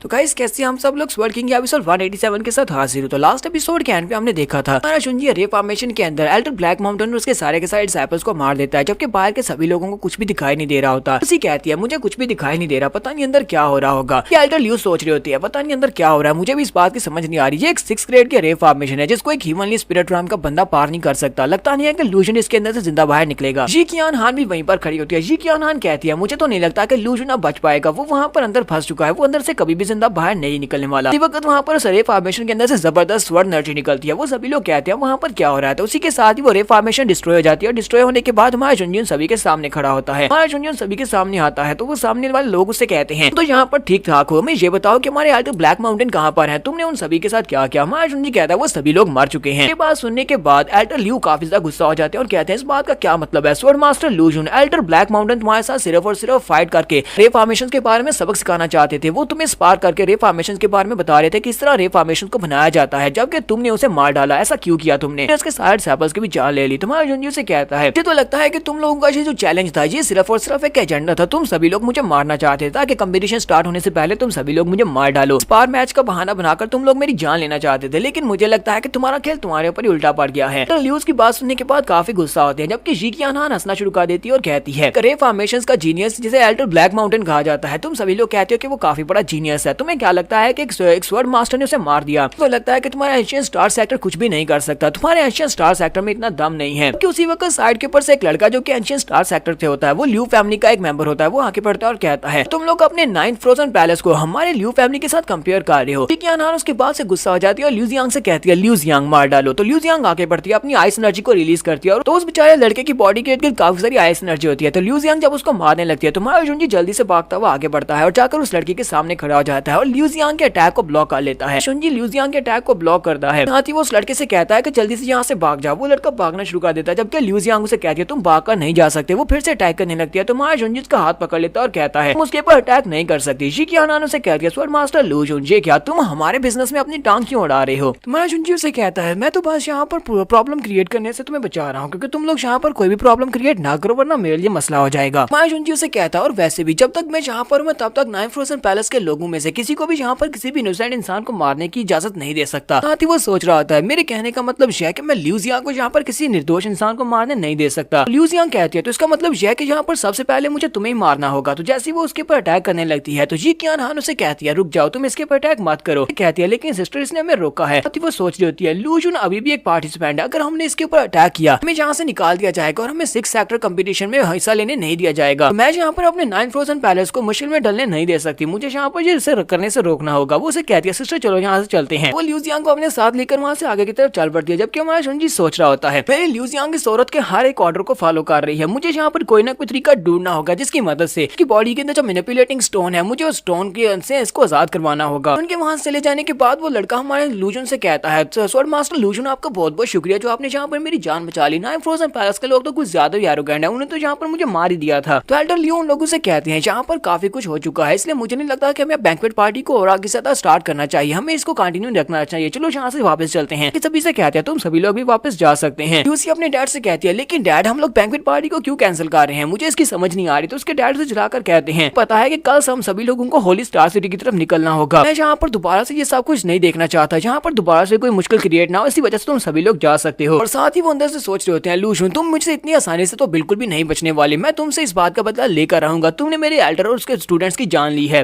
ब्लैक माउंटेन एल्डर ने हमारे जुंजी को जो स्क्रॉल दिया था जिसके ऊपर मैप था, हमारा जुंजी उस मैप को अपने सामने रखकर खड़ा होता है। हमारा जुंजी कहता है नॉलेज मेरे पास रे फॉर्मेशंस की और साथ ही मेरे पास ब्लैक स्वॉर्ड भी है जिसकी मदद से मैं अपने आप को कंसील कर सकता हूँ, मुझे लगता है कि मैं आसानी के साथ इसके अंदर जा सकता हूँ और जाकर अपनी मदर को ढूंढ सकता हूँ। जुंजी कहता है मेरी मॉम पिछले कई सालों से वहाँ पर है, यानी पिछले 18 साल से वहीं पर है, इसलिए उनकी बॉडी बहुत ज्यादा वीक हो चुकी होगी, वहाँ पर बहुत सारा पॉइजनस मियास्मा भी है, नहीं लगता कि मेरी मॉम इस वक्त अपनी स्पिरिचुअल पावर को यूज कर पाएंगी, इसलिए मुझे वहाँ पर जाने के बाद ह्यूमन एंड अर्थ की पावर को यूज करना पड़ेगा। जुंजी कहता है जैसे मैं होली स्टार सिटी में पहुंचूंगा वहाँ पर जाने के बाद मैं अपने प्लान को स्टार्ट करूंगा। मेरी मॉम जिस अबीस में कैद है वो होली स्टार सिटी के बहुत ज्यादा करीब है, मुझे वहाँ पर जाने के बाद अपनी मॉम से मिलने के लिए जाना है। तो जुंजी कहता है मॉम तुम्हें बस थोड़ा सा और इंतजार करना होगा, तुम्हारा बेटा बहुत ही जल्दी तुमसे मिलने के लिए आ रहा है। जुंजी जब वहाँ से बाहर निकलता है तो फ्लूट की आवाज आती है, वहाँ सामने की तरफ देखता है तो वहाँ पर सामने ल्यू शीजुन होती है, तो शी दरख्त के ऊपर खड़ी होती है, वहाँ पर बांसुरी बजा रही होती है। तो वो जुंजी से कहती है स्वॉर्ड मास्टर लू जुन तो फाइनली तुम जागी गई, मैं तुम्हारे लिए इस बांसुरी को बजा रही थी। हमारा जुंजी उसके पास आता है और उसे कहता है मुझे लगता है कि तुमने यहाँ पर इस बांसुरी को इसलिए बजाया कि ताकि तुम इससे मुझे जगा सको और मैं तुमसे मिलने के लिए यहाँ पर आ सकूं, मुझे ये बताओ कि तुम्हें मुझसे क्या चाहिए। तो ल्यूसी उसे कहती है तो बस तुमसे ये पूछना चाहती हूँ कि तुमने वहाँ पर ये फैसला क्यों किया कि तुम एल्डर माउंटेन ब्लैक को मार डालो। ब्लैक माउंटेन एल्डर को मार दिया, इससे काफी ज्यादा मुश्किल हो सकती है। वहाँ पर ब्लैक माउंटेन एल्डर को तो मार दिया, लेकिन उसके बाद तुमने ल्यू फैमिली के एक डिसाइपल को बचा लिया जिसके ऊपर ल्यू जियांग अटैक करके उसे मारने वाली थी। ये बताओ क्या तुम ल्यू फैमिली से नफरत करते हो और तुम यहाँ पर ल्यू फैमिली से नफरत नहीं भी करते, इस बात का क्या मतलब है। तुम्हारा जुंजी से कहता है मुझे तुम्हारी फैमिली से कोई भी झगड़ा नहीं है, हमें जहाँ पर भी मिले हुए ज्यादा वक्त नहीं हुआ और मैं तुम्हारी ल्यू फैमिली को ज्यादा जानता भी नहीं हूँ। रही बात उस डिसाइपल की जान बचाने की, तो मैं वहाँ पर सिर्फ और सिर्फ इंसाफ के साथ खड़ा था, मुझे लगा कि उस लड़के को मरना नहीं चाहिए, इसी वजह से मैंने उसकी जान बचाई थी। ल्यूसी उसे कहती है क्या वाकई में ऐसी बात है। जुंजी उसे कहता है हाँ वाकई में ऐसी ही बात है। जुंजी वहाँ से पीछे की तरफ मुड़ जाता है और उसे कहता है बहुत ही जल्दी जो कॉन्फ्रेंस स्टार्ट होने वाली है, कंपटीशन के स्टार्ट होने के बाद हम लोग एक दूसरे के दुश्मन बन जाएंगे, मैं नहीं चाहता कि तुम अपना टाइम इन छोटी मोटी प्रॉब्लम्स के ऊपर इनको सॉल्व करने में गुजार दो, जाकर प्रैक्टिस करनी चाहिए ताकि तुम बहुत ही जल्दी कंपटीशन को जीतने के लिए फाइट कर सको। ल्यूसी अंदर से सोच रही होती है ये लड़का मुझे इग्नोर करके चला गया, मुझे तो लगा था कोई भी मेरे चार्म को रेजिस्ट नहीं कर सकता। साथ ही वो ल्यूजी सोच रही होती है जिस तरह ये लड़का मुझे इग्नोर कर रहा है, मुझे लगता है कि मुझे इस लड़के की और ज्यादा करीब होना चाहिए, इतना ज्यादा मुझे ये इग्नोर करेगा मैं इसके उतने ज्यादा करीब होती जाऊंगी। इसी में होली स्टार सिटी का दिखाया जाता है, ये सभी लोग होली स्टार सिटी में पहुंच जाते हैं। यहाँ पर इस सेक्टर कंपटीशन के लिए कुछ टिकट्स भी होती हैं, तो वो लोग कहते हैं कि यहाँ पर जितनी भी टिकट्स थी वो सारी की सारी बिक चुकी हैं,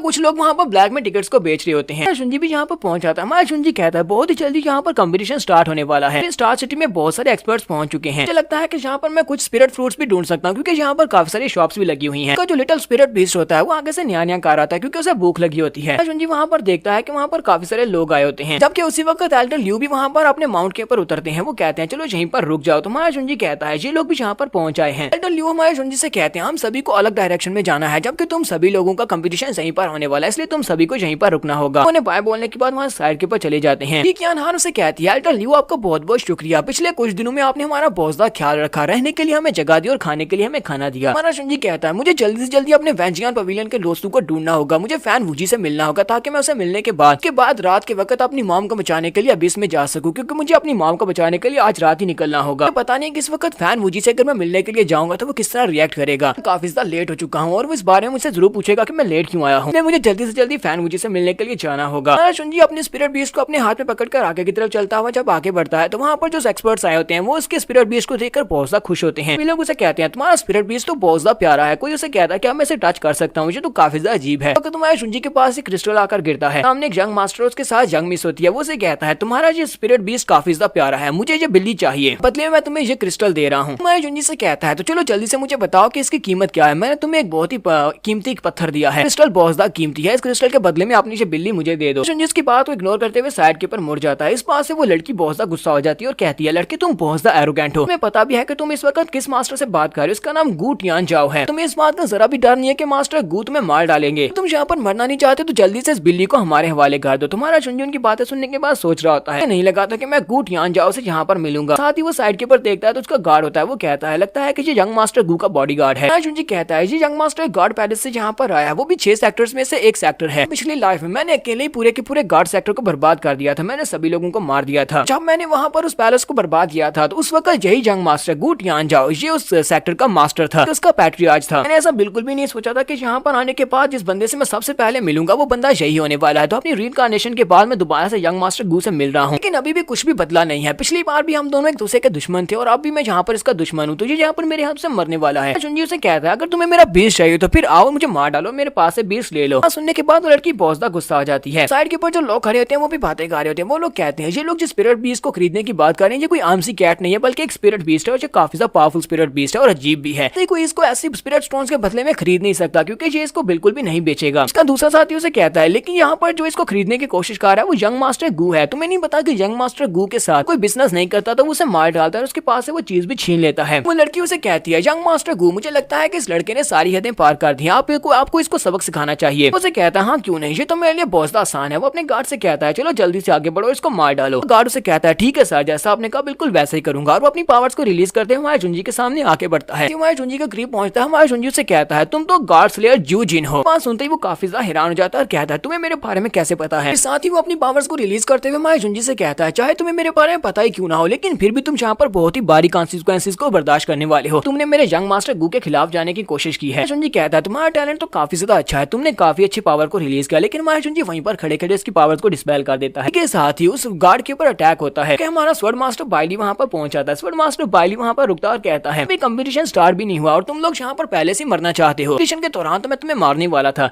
लेकिन अब जबकि तुमने यहाँ पर हमारे स्वord मास्टर लूजन के ऊपर अटैक करने की कोशिश की है तो तुम सभी को यहाँ पर मरना पड़ेगा। यहाँ पर हम लोग अपनी एपिसोड 187 का एंड करेंगे। एपिसोड की एक्सप्लेनेशन अच्छी लगी तो कमेंट करके जरूर बताइएगा। चैनल को सब्सक्राइब कर दे, वीडियो को लाइक और शेयर कर दे। शुक्रिया।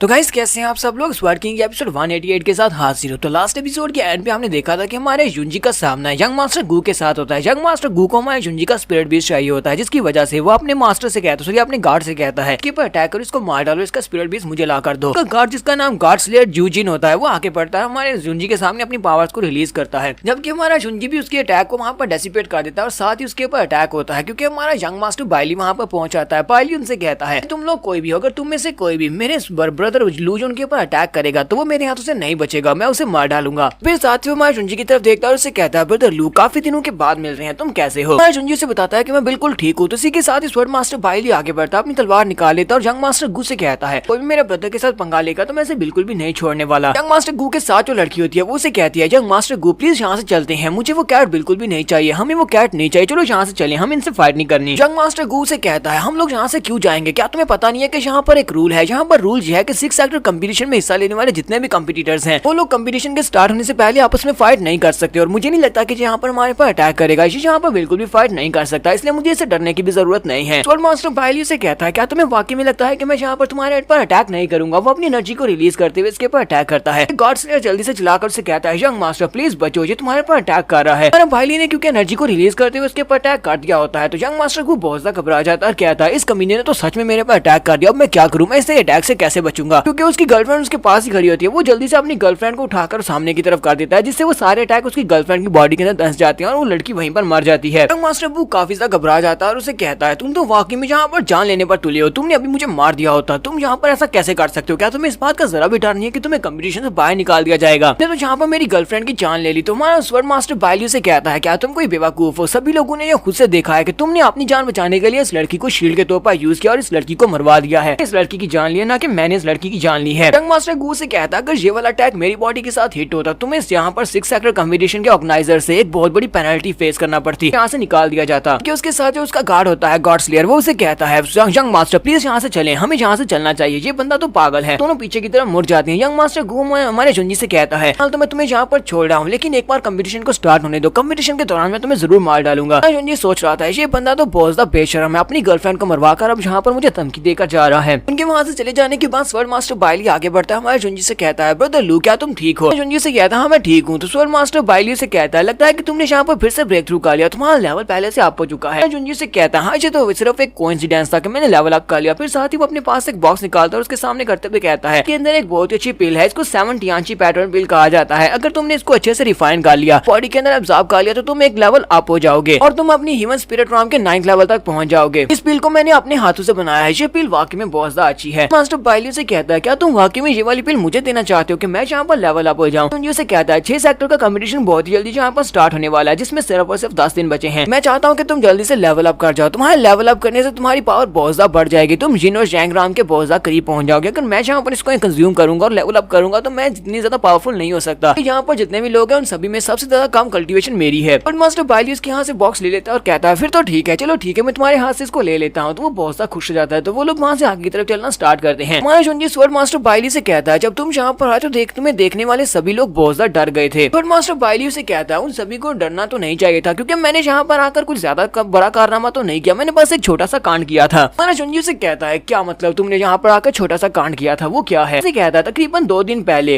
एक बंदा जिसका नाम लिन जिंगजान था हमारी प्लेस पर आया था और हमें कंपटीशन के बारे में बताने के लिए आया था कि 6 सेक्टर का कंपटीशन कौन सी जगह पर होने वाला है। हमारा जुंजी उसकी बात सुनने के बाद सोच रहा था, इसी वजह से मैं बाइली को वहाँ पर ल्यू फैमिली के मेंशन में ढूंढ रहा था लेकिन वो वहाँ पर नहीं था। इससे पहले से पता था कि लोकेशन क्या है और जहाँ पर आकर कल्टीवेट कर रहा था ताकि यहाँ पर आकर प्रैक्टिस कर सके। स्वॉर्ड मास्टर बाइली अपनी कहानी को कंटिन्यू करते हुए कहता है जब वो बंदा वहाँ पर हमारे पास आया था तो उस वक्त मुझे पता चला कि उसका तुम्हारे साथ एक झगड़ा चल रहा है क्योंकि वो तुम्हारे साथ फाइट करके वहाँ पर पहुंचा है। मैसेज देने के बाद जब वहाँ से वापस चला गया तो मुझे पता चला कि उसने तुम्हारे साथ फाइट किया। तो मैं उनके जगह के ऊपर गया जहाँ पर वो लोग रुके हुए थे। वहाँ पर जाने के बाद उसके साथ साथ वहाँ के 12 एल्डर्स को मार डाला, मैंने सभी को मार दिया था। मैंने यहाँ पर उन सभी लोगों को मारकर तुम्हारी मदद कर दी क्योंकि वो सभी लोग तुम्हारे साथ कभी ना कभी फाइट करने के लिए दोबारा जरूर आते, तो मैंने उन सभी को मार दिया। जुंजी इसकी बात सुनने के बाद कहता है ये कह रहा था कि इसने यहाँ पर एक छोटा मोटा कांड किया है लेकिन इसने तो पूरे के पूरे 12 एल्डर्स की जान ले ली। हमारा जुंजी से कहता है मुझे नहीं लगता कि तुम्हें यहाँ पर लिन फैमिली के साथ मेरी वजह से पंगा लेना चाहिए था क्योंकि लिन फैमिली काफी बड़ी है और वो लोग हमारे पीछे आते रहेंगे चाहे तुमने वहाँ पर 12 एल्डर्स की जान ही क्यों ना ली हो। स्वॉर्ड मास्टर बाइलियो से कहता है सभी लोगों से बिल्कुल भी नहीं डरता, लिन फैमिली के किसी भी बंदे से मुझे बिल्कुल भी डर नहीं है लेकिन हम लोग लिन जिंगजान की स्ट्रेंथ को अंडर एस्टिमेट नहीं कर सकते, वो काफी स्ट्रॉन्ग हो सकता है। हमारा जुंजी से कहता है मुझे ली जिंगजान के बारे में इतना पता है कि उसकी कल्टीवेशन मुझसे ज्यादा है, यानी कि उसकी कल्टीवेशन इस वक्त वाली स्पिरिट राम के 9th लेवल पर है और बहुत ही जल्दी वो जिंगजांग राम में पहुंचने वाला है। स्वॉर्ड मास्टर बाइलियो से कहता है क्या वाकई में वो इतना ज्यादा स्ट्रॉन्ग है, उसकी कल्टीवेशन इतनी ज्यादा है। तुम्हारा जुंजी से कहता है उसने यहाँ पर अपनी कल्टीवेशन बेस को हाइड किया हुआ है, हालांकि उसकी कल्टीवेशन बेस काफी ज्यादा है यानी कि 9th लेवल पर है। मुझे लगता है कि इस कंपटीशन के खत्म होने के बाद जो लोग भी इस कंपटीशन में हिस्सा लेने के बाद जिंदा बचकर बाहर आएंगे उन सभी की कल्टीवेशन काफी तेजी के साथ बढ़ेगी, वो काफी ज्यादा फायदा होने वाला है। इसलिए यहाँ पर इन लोगों को अपनी कल्टीवेशन बेस को छुपा कर आना पड़ रहा है क्योंकि ये लोग भी यहाँ पर जाकर फायदा हासिल करना चाहते हैं। अब जितने भी कंपटीटर्स हैं उन सभी की नजर में लिन जिंगजान और उसके साथ साथ लू शेन उन दोनों की cultivation base Himalaya spirit Ram के 4th लेवल पर है। उन्हें लगता है कि वो दोनों हिमालय स्पिरिट राम के 4th लेवल पर हैं। असल बात तो यह है कि उन दोनों का कल्टीवेशन बेस इस वक्त स्पिरिट राम के 9th लेवल पर है और बहुत ही जल्दी वो जिंगजांग राम में पहुंच जाएंगे जहाँ पर सभी लोगों को बेवकूफ बनाया हुआ है। तो बाइलियो से कहता अगर हम लोग यहाँ पर यूनिक आर्टिफैक्ट्स और स्पेशल वेपन्स को यूज करें या फिर हम लोग यहाँ पर एम्परर लेवल के वेपन्स को यूज करें तो तुम्हें नहीं लगता कि हम लोग उनको हरा पाएंगे। लगता है कि हम लोग जिन और जैंग राम के एक्सपर्ट्स को भी हरा आ पाए। जुंजी से कहता हाँ तुमने बिल्कुल ठीक कहा, हम लोग यहाँ पर इस तरह के आर्टिफैक्ट्स और वेपन्स को यूज करते हुए उनसे जीत सकते हैं, क्योंकि यहाँ पर सबसे ज्यादा कम कल्टीवेशन मेरी है। यहाँ पर जितने भी पार्टिसिपेंट्स हैं उन सभी में सबसे ज्यादा लो कल्टीवेशन मेरी है। स्वॉर्ड मास्टर बायलियर से कहता हाँ मुझे पता है कि तुम्हारी कल्टीवेशन लो है, तुम्हारी कल्टीवेशन लो होने के बावजूद भी तुम उन सभी को ओवरकम कर सकते हो। मुझे तुम्हारे बारे में इतना तो पता है कि तुम काफी ज्यादा स्ट्रॉन्ग हो। नेक्स्ट सीन में वेंजियन पवेलियन एरिया का दिखाया जाता है। स्वॉर्ड मास्टर बायलियर माया जुंजी को अपने साथ उस एरिया की तरफ ले आता है जहाँ पर उनके स्वॉर्ड पवेलियन के लोग होते हैं, वेंजियन पवेलियन के लोग होते हैं। जुंजी जब वहाँ पर पहुंचता है तो उसके सामने ग्रैंड मास्टर खड़े होते हैं। ग्रैंड मास्टर वूजियो से कहते हैं तुम जहाँ पर आएंगे, मुझे लगा था कि तुम लेट हो जाओगे। साथ ही उसे कहते हैं मैंने सुना है कि लिन फैमिली के जो रे फॉर्मेशन के मास्टर थे ब्लैक माउंटेन लिन, तुम्हारे साथ एक स्पार मैच किया था और तुमने उन सभी लोगों को मार दिया है। इसके अलावा मैंने ये भी सुना है कि लिन फैमिली के 12 एल्डर्स जो कि एक स्पेशल जगह के ऊपर थे, यानी कि अपने रेजिडेंस में थे, वो सभी के सभी लोग वहाँ पर मरे हुए पाए गए हैं। तुम्हारा जुंजी उसे कहता है प्लीज मुझे माफ करना, मेरे एक्शंस काफी ज्यादा रेकलेस थे, मैंने वहाँ पर उनको सजा दे दिया, मैं नहीं चाहता कि आप यहाँ पर इस मसले को और ज्यादा आगे बढ़ाएं। ग्रैंड मास्टर वूजी उन दोनों से कहते हैं तुम इस बात को छोड़ दो, मुझे लगता है कि तुम दोनों सफर करके काफी ज्यादा थक चुके होगे, जाओ जाकर रेस्ट करो क्योंकि कंपटीशन स्टार्ट होने वाला है। मैं चाहता हूँ कि तुम दोनों अपनी सही कंडीशन में हो। जिसे कहता है पवेलियन मास्टर आपका बहुत बहुत शुक्रिया। उन दोनों के वहां जाने के बाद पवेलियन मास्टर वूजी अपने साथी से कहते हैं मैं चाहता हूँ कि तुम यहाँ पर इस जगह को अच्छी तरह से गार्ड करो। इसलिए स्वॉर्ड मास्टर लूजन और बायली इन दोनों का बहुत ही अच्छे से ख्याल रखना, अगर कोई भी यहाँ पर आए इनको मारने के लिए तो उसको वहीं पर मार डालना, या फिर कोई भी यहाँ पर इन्वेस्टिगेट करने के लिए आए उसको भी मार डालना। तो नेक्स्ट सीन हमें उसी एरिया का दिखाया जाता है। साइड के ऊपर मास्टर किन और उसके साथ साथ मास्टर चैंग होते हैं, वो दोनों आपस में बातें कर रहे होते हैं। मास्टर चैंग मास्टर किन से कहते हैं मुझे बताओ कि तुम्हारी उसके साथ बात हुई या नहीं। मास्टर किन उसे कहते हैं मैं ल्यू वेंटियान के साथ मिलने के लिए गया था, लेकिन वो अभी भी वहाँ पर अकेले में बैठकर कल्टीवेट कर रहा है, वो अभी तक बाहर नहीं निकला, इसलिए मैं उससे मिल नहीं पाया। मास्टर किन कहते हैं उस बंदे ने तो यहाँ पर आने के बाद और भी ज्यादा मुश्किल क्रिएट किया, हमारी वेंजियन पवेलियन में मुश्किलात कम थी कि अब वो यहाँ पर आकर भी लोगों से पंगे ले रहा है, इसने यहाँ पर भी बहुत सारे दुश्मन बना लिए हैं। मास्टर चैंग उसे कहते हैं ये बात हमारे लिए तो काफी ज्यादा अच्छी है क्योंकि वो बहुत जल्दी कंपटीशन में हिस्सा लेगा, तो उसके बहुत सारे दुश्मन है और इस कंपटीशन से वो कभी भी जिंदा बाहर नहीं आ पाएगा। मास्टर किन उसे कहते हैं हम लोग यहाँ पर किस बात का इंतजार कर रहे हैं, मुझे लगता है कि सिचुएशन से हमें काफी ज्यादा फायदा हो सकता है, हमें सिचुएशन से फायदा उठाना चाहिए। तो हमारा मेन मकसद यहाँ पर ये होना चाहिए कि हमें जाकर ल्यू वेंटियान को ढूंढना है। अगर हम लोगों ने ल्यू वेंटियान को ढूंढ लिया और उसको कल्टीवेट करने में मदद की और उसको ब्रेक थ्रू कंप्लीट करवा दिया, हम लोग लूजन को उसके हाथों से मरवा सकते हैं, हमारे लिए ये एक चांस होने वाला है। मास्टर चैंग अपने पास एक स्क्रॉल निकालते हैं और उसे कहते हैं तुम्हें परेशान होने की जरूरत नहीं है, हम लोग बहुत जल्दी ल्यू वेंटियान से मिलने वाले हैं। हमारा जुंजी वहीं पर एक पिलर के पीछे छुपकर उनकी बातें सुन रहा था। हमारा जुंजी कहता है ये तो बहुत ज्यादा बोरिंग है, ये यहाँ पर किसी से मदद लेने वाले हैं ताकि वो मुझे मार सके। इसे नेक्स्ट सीन रात के वक्त का दिखाया जाता है। रात के वक्त हमारा जुंजी उस बेस की तरफ जाता है जहाँ पर उसकी माँ को कैद करके रखा गया। हमारा जुंजी कहता है तो फाइनली मैं इस जगह के ऊपर पहुंच आया हूँ, कि ये काफी ज्यादा मुश्किल होने वाला है। इसी के साथ हमारा जुंजी अपनी बॉडी को कंसील करता है, जिससे उस जगह के अंदर जंप कर जाता है। तो वो एक बड़ा सा क्लिफ होता है, उसके अंदर खाई होती है और उस खाई के अंदर जंप करता है। जुंजी कहता है मॉम तुम्हारा बेटा तुम्हें बचाने के लिए आ चुका है। तो जुंजी वहाँ से जंप करने के बाद जब वहाँ पर नीचे लैंडिंग करता है तो वहाँ पर काफी सारे कंकाल पड़े होते हैं, यानी कि वहाँ पर जो इंसान आए थे वो सभी मर चुके हैं। जुंजी को वहाँ पर काफी पावरफुल मियाज़मा महसूस होता है। जुंजी कहता है यहाँ पर तो बहुत ही जहरीला मियाज़मा है, जहरीला मियाज़मा तो किसी की भी सोल को इरोड कर सकता है। तो इस ल्यू गू क्योंग ने जहाँ पर मेरी माँ को इसलिए कैद करके रखा है ताकि उसकी स्पिरिचुअल एनर्जी जो है वो इरोड हो जाए, यहाँ पर तड़प तड़प कर अपनी जान दे दे, लेकिन इस बात का बदला तो उसे चुकाना पड़ेगा। तुम्हारा जुंजी वहाँ से आगे की तरफ बढ़ना स्टार्ट करता है और कहता है पता नहीं अब मेरी मॉम कहाँ पर होंगी। अपनी मॉम को ढूंढने के लिए आगे की तरफ बढ़ रहा था तो उसी वक्त से वहाँ पर आवाज आती है। कोई उसे कहता है क्या तुमने अभी तक यहाँ पर गिव अप नहीं किया, मैंने तुम्हें कहा था कि मैं तुम्हें इस बारे में नहीं बताऊंगी। ये कहता है ये किसकी आवाज है, ये तो किसी औरत की आवाज है, लगता है ये मेरी मॉम की आवाज है। जुंजी कहता है उस ब्लैक माउंटेन एल्डर के मुताबिक उसने कहा था कि फॉर्मेशन के मिडल में मेरी मॉम को बंदी बनाकर रखा हुआ है और अभी जहाँ से मुझे आवाज आई है वो मिडल से आई है, तो मुझे लगता है कि मुझे उस तरफ आगे बढ़ना चाहिए, मेरी मॉम वहाँ पर हो सकती है। जुंजी वहाँ से आगे की तरफ बढ़ना स्टार्ट करता है। वहाँ पर रेड फॉग बहुत ज्यादा होती है, वो अपनी तलवार निकालता है, रेड फॉग को वहाँ पर से हटाते हुए आगे की तरफ बढ़ना स्टार्ट करता है। जब वो वहाँ पर आगे बढ़ता है सेंटर में खाई होती है और उस खाई की दूसरी तरफ के साथ उसकी माँ को चेन्स के साथ बांधा गया होता है। उसकी माँ सामने की तरफ देखती है और कहती है कौन है वहाँ पर, अगर तुम यहाँ पर ये प्लान कर रहे हो कि तुम इस बड़ी सी रे फॉर्मेशन को तोड़ दोगे तो ये बिल्कुल बेकार है, तो क्योंकि तुम इसको तोड़ नहीं पाओगे। हमारा जुंजी भी वहाँ पर अपनी तलवार को सामने की तरफ करते हुए अपना पूरा जोर लगा देता है, वो अपनी एनर्जी को रिलीज करता है। तो क्या वो इस रे फॉर्मेशन को तोड़कर अपनी माँ को आजाद करवा पाएगा, ये हम लोग नेक्स्ट एपिसोड में देखेंगे। एपिसोड की एक्सप्लेनेशन अच्छी लगी हो तो कमेंट करके जरूर बताइएगा, चैनल को सब्सक्राइब कर दे, वीडियो को लाइक और शेयर कर दे, शुक्रिया।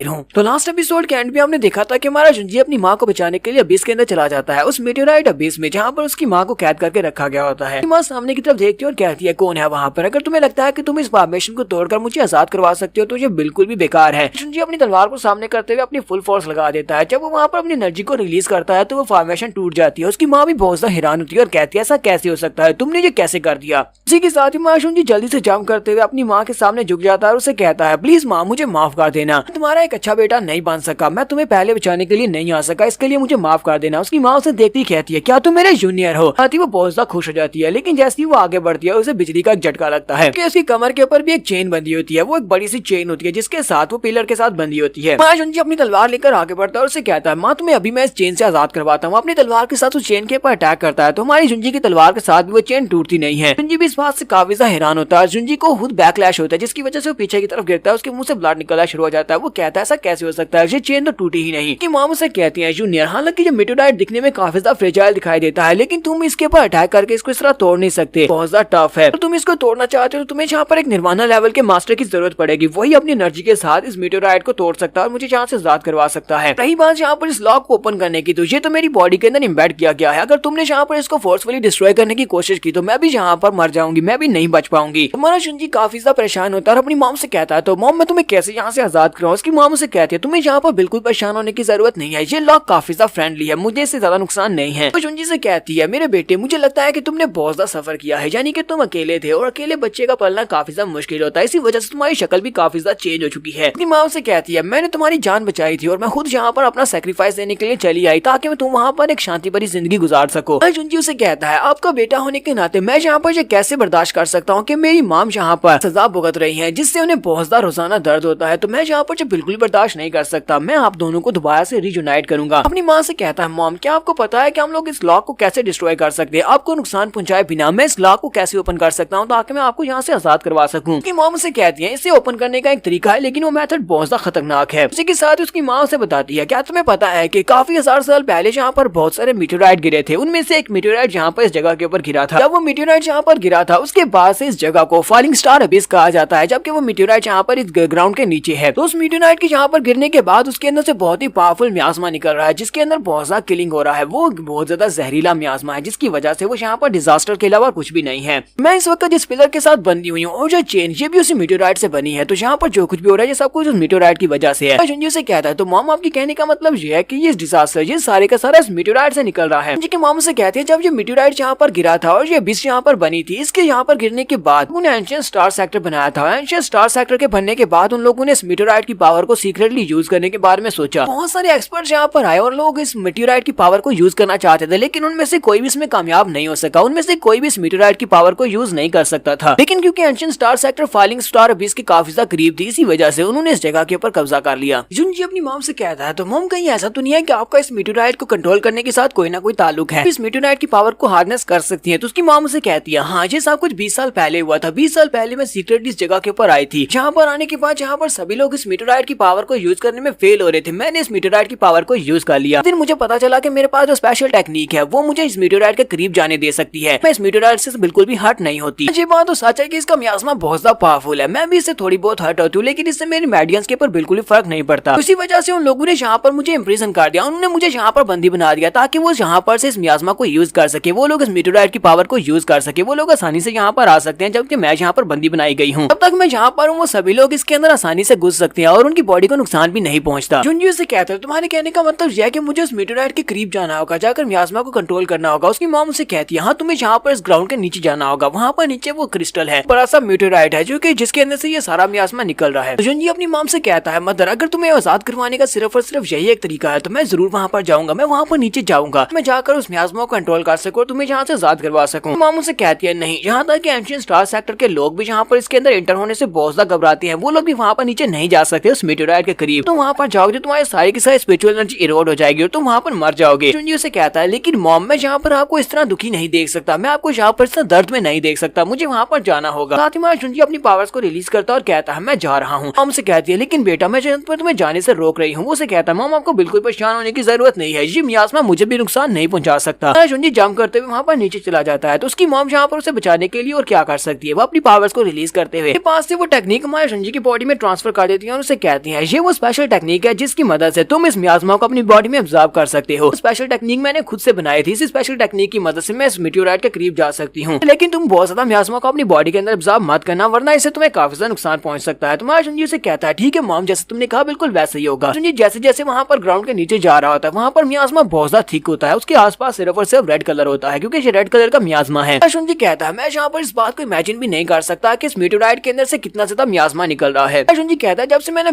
बॉडी टेम्परिंग आर्ट को अपने 4th लेवल तक पहुंचाया जब से मैं ग्लास बॉडी तक पहुंचा हूँ। वहां से मैंने ब्रेक थ्रू नहीं किया। लगता है कि मैं सारे मियाज़मा को अपनी बॉडी के अंदर ऑब्जर्व करने के बाद डायमंड बॉडी को एक्सेस कर सकता हूँ। मैं डायमंड बॉडी में अपग्रेड कर सकता हूँ। जुंजी कहता है चलो फिर ठीक है, इस मियाज़मा को बॉडी के अंदर ऑब्जर्व करके देखते हैं। जुंजी कहता है तो फिर यहाँ पर इस मियाज़मा को ऑब्जर्व करके देखते हैं। जुंजी अपनी बॉडी के अंदर मियाज़मा को ऑब्जर्व कर रहा था, साथ ही आगे की तरफ बढ़ता है। जुंजी कहता है अगर मैंने यहाँ पर ब्रेक थ्रू कर लिया मेरे लिए बहुत ज्यादा अच्छा रहेगा, मेरी कल्टीवेशन भी बढ़ेगी, बहुत ही जल्दी कंपटीशन स्टार्ट होने वाला है। अगर मैं यहाँ पर अपनी बॉडी को डायमंड बॉडी में चेंज कर पाया तो वहाँ पर बहुत सारे पावरफुल कल्टीवेटर्स होंगे जिनका मैं आसानी से मुकाबला कर सकता हूँ। अटैक्स मेरी बॉडी के ऊपर काम नहीं करेंगे। जुंजी आगे की तरफ बढ़ रहा था, उससे वहाँ पर रेड लाइट कलर की लाइट दिखाई देती है। जुंजी कहता है वहाँ पर आगे क्या है। लाइट के काफी ज्यादा करीब पहुंच जाता है। जुंजी कहता है यहाँ पर इस जगह के करीब तो बिल्कुल भी ग्रेविटी नहीं है, ये जगह काफी ज्यादा डेंजरस है। जुंजी कहता है ये वाली जगह, इस जगह के ऊपर कोई जिन या जैंग राम का एक्सपर्ट भी आएगा तो वो बड़ी आसानी से मारा जाएगा। मैं तो फिर भी ह्यूमन राम के 3rd लेवल पर हूँ। जुंजी उस बड़े से पत्थर के बहुत ज्यादा करीब पहुंच जाता है जिसके अंदर से रेड कलर की लाइट निकल रही होती है। ये पत्थर वही मीटियोराइट है जो आसमान से गिरा था। जुंजी कहता है तो अब मुझे पता चला ये वो मीटियोराइट है, इसके अंदर से रेड कलर का मियाज़मा निकला है जो काफी ज्यादा पावरफुल है। साथ ही हमारे जुंजी को उस मीटियोराइट के अंदर से कुछ आवाज सुनाई देती है। जुंजी कहता है ये किस किस्म की आवाज है। तो वहाँ पर अटैक करते हुए थोड़े से मियाज़मा को साइड के ऊपर हटाता है तो उसे उस बड़े से मीटियोराइट के ऊपर एक बड़ा सा क्रिस्टल दिखाई देता है। कहता है ये तो एक एम्पर ग्रेड का वेपन है, इस एम्पर ग्रेड के वेपन को इस मीटियोराइट के अंदर किसने एम्बेड किया होगा। साथ ही वहाँ पर से काफी बड़े बड़े ड्रैगन्स निकलते हैं जो कि एनर्जी के साथ बने होते हैं, वो मियाज़मा ड्रैगन्स होते हैं। जुंजी हमें यहाँ पर एम्पर ग्रेड के वेपन्स के बारे में बताता है। जुंजी कहता है एम्पर ग्रेड के वेपन्स को 4 लेवल्स में डिवाइड किया जाता है, लो, मीडियम, हाई और एक्स्ट्रा ऑर्डिनरी। सामने इस वक्त जो वेपन है ये वाला वेपन मीडियम लेवल का वेपन है। जुंजी कहता है ये वाला क्रिस्टल जो कि इस बड़े से मीटियोराइट के अंदर ऐड किया गया है, मुझे लगता है कि ये हजारों साल से इसके अंदर दंसा हुआ है और ये चाहता होगा कि इसे कोई यहाँ से बाहर निकाले। साथ ही इस क्रिस्टल की मदर की बॉडी के ऊपर जो शैकल्स हैं उसके साथ काफी ज्यादा रिसेम्बलेंस है। अगर मैंने इसको यहाँ से बाहर निकालिया तो हो सकता है मैं अपनी मॉम को आजाद करवा सकूं। हमारा जुंजी जल्दी से आगे बढ़ता है। जैसे हमारा जुंजी जाकर उस क्रिस्टल को हाथ डालता है, उसको निकालने लगता है, उसी वक्त वहाँ पर से जबरदस्त एनर्जी निकलती है। इसी एनर्जी के साथ उसके सामने वहाँ पर एक बड़ा सा बंदा अपीयर होता है। हमारा जुंजी कहता है ये कौन है, मुझे यहाँ पर बहुत ही पावरफुल प्रेजेंस महसूस हो रही है। उसके सामने जो बंदा अपीयर होता है वो मियाज़मा किंग होता है। वो उसे कहता है ऐसा बिल्कुल भी नहीं सोचा था कि तुम्हारे जैसा एक यंग लड़का यहाँ पर इतने 1000 साल के बाद अपीयर होगा। पिछले कई 1000 साल से मैं यहाँ पर कैद हूँ और यहाँ पर बहुत सारे लोग आए हैं लेकिन वो सारे के सारे लोग मारे गए, उनमें से कोई भी तुम्हारे जैसा यंग बिल्कुल भी नहीं था। उससे पूछता है कि तुम कौन हो, मुझे अपने बारे में बताता है कि मेरा नाम मियाज़मा किंग है। जुंजी कहता है मियाज़मा किंग, इस बात का क्या मतलब है। साथ ही मैं जुंजी सोच रहा था इसकी पूरी बॉडी लगता है मियाज़मा के साथ बनी हुई है क्योंकि इसकी पूरी बॉडी से मियाज़मा की प्रेजेंस महसूस हो रही है। ऐसा तो नहीं है कि इस बड़े से जेड वेपन का यही मास्टर है, यानी कि इस एम्परर लेवल के वेपन का मास्टर ये है। मियाज़मा किंग हमारे जुंजी के ऊपर अटैक करने के लिए आगे बढ़ता है और कहता है चलो मुझे यहाँ पर चेक करने दो तुम्हारे पास कौन कौन सी पावर्स है। तुम्हारा जुंजी भी अपने पास तलवार निकालता और कहता है क्यों नहीं, मैं तुम्हें यहाँ पर जरूर दिखाऊंगा। अपनी तलवार को घुमाते हुए उस एम्परर के ऊपर अटैक करते हुए आगे गुजर जाता है। उस एम्परर की बॉडी के ऊपर कट नहीं लगता क्योंकि मियाज़मा किंग की बॉडी मियाज़मा से बनी होती है। जुंजी कहता है ये क्या, मैं यहाँ पर अपनी स्पिरिचुअल पावर को बिल्कुल भी यूज नहीं कर पा रहा, इसके ऊपर अटैक भी नहीं कर पा रहा, लगता है कि इसकी बॉडी मियाज़मा से बनी है। मियाज़मा किंग हमारे जुंजी से कहता है तुम्हें क्या लगता है कि तुम यहाँ पर मेरे सामने टिक सकते हो, क्योंकि तुम बहुत ज्यादा कमजोर हो, तुम मेरे सामने बिल्कुल भी नहीं टिक सकते। तुम्हारा जुंजी सोच रहा होता है मुझे लगता है कि अगर मैंने यहाँ पर इस मियाज़मा किंग को हरा दिया तो यहाँ पर जो कुछ भी है सब कुछ ठीक हो जाएगा, मॉम भी आजाद हो जाएंगे और मियाज़मा भी खत्म हो जाएगा। जुंजी कहता है तो फिर इसे यहाँ पर हराना पड़ेगा। जुंजी उसके ऊपर अटैक करने के लिए आगे बढ़ने लगता है तो मियाज़मा किंग उसे कहता है तुम काफी ज्यादा बहादुर हो जो यहाँ पर मुझसे फाइट करने के लिए आगे बढ़ रहे हो। जुंजी वहीं पर खड़े खड़े अपनी तलवार को घुमाते हुए एक जबरदस्त अटैक करता है। उस अटैक के साथ वो पूरे के पूरे मीटियोराइट के टुकड़े टुकड़े कर देता है। तो मीटियोराइट टूट जाता है। उस मीटियोराइट के टूटने के साथ मियाज़मा किंग भी काफी बुरी तरह से इफेक्ट होता है। लेकिन इसी के साथ ही हमारे जुंजी के बॉडी के ऊपर मियाज़मा से अटैक होता है जिससे हमारा जुंजी भी जख्मी हो जाता है। जुंजी के जख्मी होने के बाद मियाज़मा किंग वहाँ पर उसके करीब पहुंच जाता है। वो उसके सर पे हाथ रखता है और उससे कहता है पिछले कई 1000 साल से यहाँ पर इस जगह के ऊपर फंसा हुआ हूँ और मैं यहाँ से बाहर नहीं निकल पाया। तो फाइनली मुझे यहाँ पर एक बॉडी मिलने वाली है, तुम्हारी बॉडी के ऊपर कब्जा करने के बाद मैं यहाँ से बाहर निकल पाऊंगा। मियाज़मा किंग हमारे जुंजी की बॉडी के अंदर घुसने की कोशिश कर रहा था। हमारे जुंजी कहता है ये तो बहुत ही बुरा है, ये मेरी बॉडी के अंदर घुसने की कोशिश कर रहा है। मियाज़मा किंग हमारे जुंजी के बॉडी के अंदर घुसने के बाद कहता है इस लड़के की स्वर टेक्निक्स काफी ज्यादा अच्छी है, लेकिन इसके अलावा इस लड़के की बॉडी में कुछ भी स्पेशल नहीं है, ये लड़का इतना भी खास नहीं है, तो बहुत ज्यादा बोरिंग है, ये तो बिल्कुल उन सभी लोगों जैसा है जैसे पहले लोग यहाँ पर आते रहे हैं, ये उन सभी लोगों जैसा ही है, ये भी बहुत ज्यादा कमजोर है। मियाज़मा किंग हमारे जुंजी की बॉडी के अंदर घुस जाता है। वो उसके स्पिरिचुअल सी के अंदर जाता है, वो बिल्कुल एम्प्टी होता है। वो कहता है ये क्या, इसका स्पिरिचुअल सी तो बिल्कुल एम्प्टी है, लगाई था क्योंकि इसके स्पिरिचुअल सी के अंदर क्या हो सकता है, जो तो बहुत ज्यादा यंग है, इसके पास इतना क्या हास हो सकता है। मियाज़मा किंग कहता है मैं काफी बुरी तरह से जख्मी हूँ जिसकी वजह से मैं फेरीलैंड में वापस नहीं जा सकता, इसी वजह से मैं पिछले कई 1000 साल से इस बड़े से मीटियोराइट के अंदर रह रहा था। हजारों साल पहले जो बैटल हुई थी उसकी वजह से बहुत ही पावरफुल कल्टीवेटर्स अनाइलेट हो गए थे, उनमें से एक मैं भी था। वहीं पर साइड के ऊपर से रोशनी दिखाई देती है, वो जल्दी से उस तरफ जाता है तो उसे वहां पर डाइन आर्म गार्ड दिखाई देता है। वो कहता है यहाँ पर क्या है, वो उसे देखकर बहुत ज्यादा हैरान होता है और कहता है ये तो एक स्पिरिट आर्मर है, डीजियन क्लैन वालों का है, लेकिन ये यहाँ पर क्या कर रहा है। तो यहाँ पर हम लोग अपनी एपिसोड 48 का एंड करेंगे। नेक्स्ट एपिसोड में देखेंगे मियाज़मा एम्परर हमारे जुंजी की बॉडी के ऊपर कंट्रोल कर लेगा, यहाँ पर हमारा जुंजी से अपनी बॉडी के अंदर से बाहर निकाल देगा। एपिसोड की एक्सप्लेनेशन अच्छी लगी हो तो कमेंट करके जरूर बताइएगा। चैनल चैनल को सब्सक्राइब कर दे, वीडियो को लाइक और शेयर कर दे। शुक्रिया।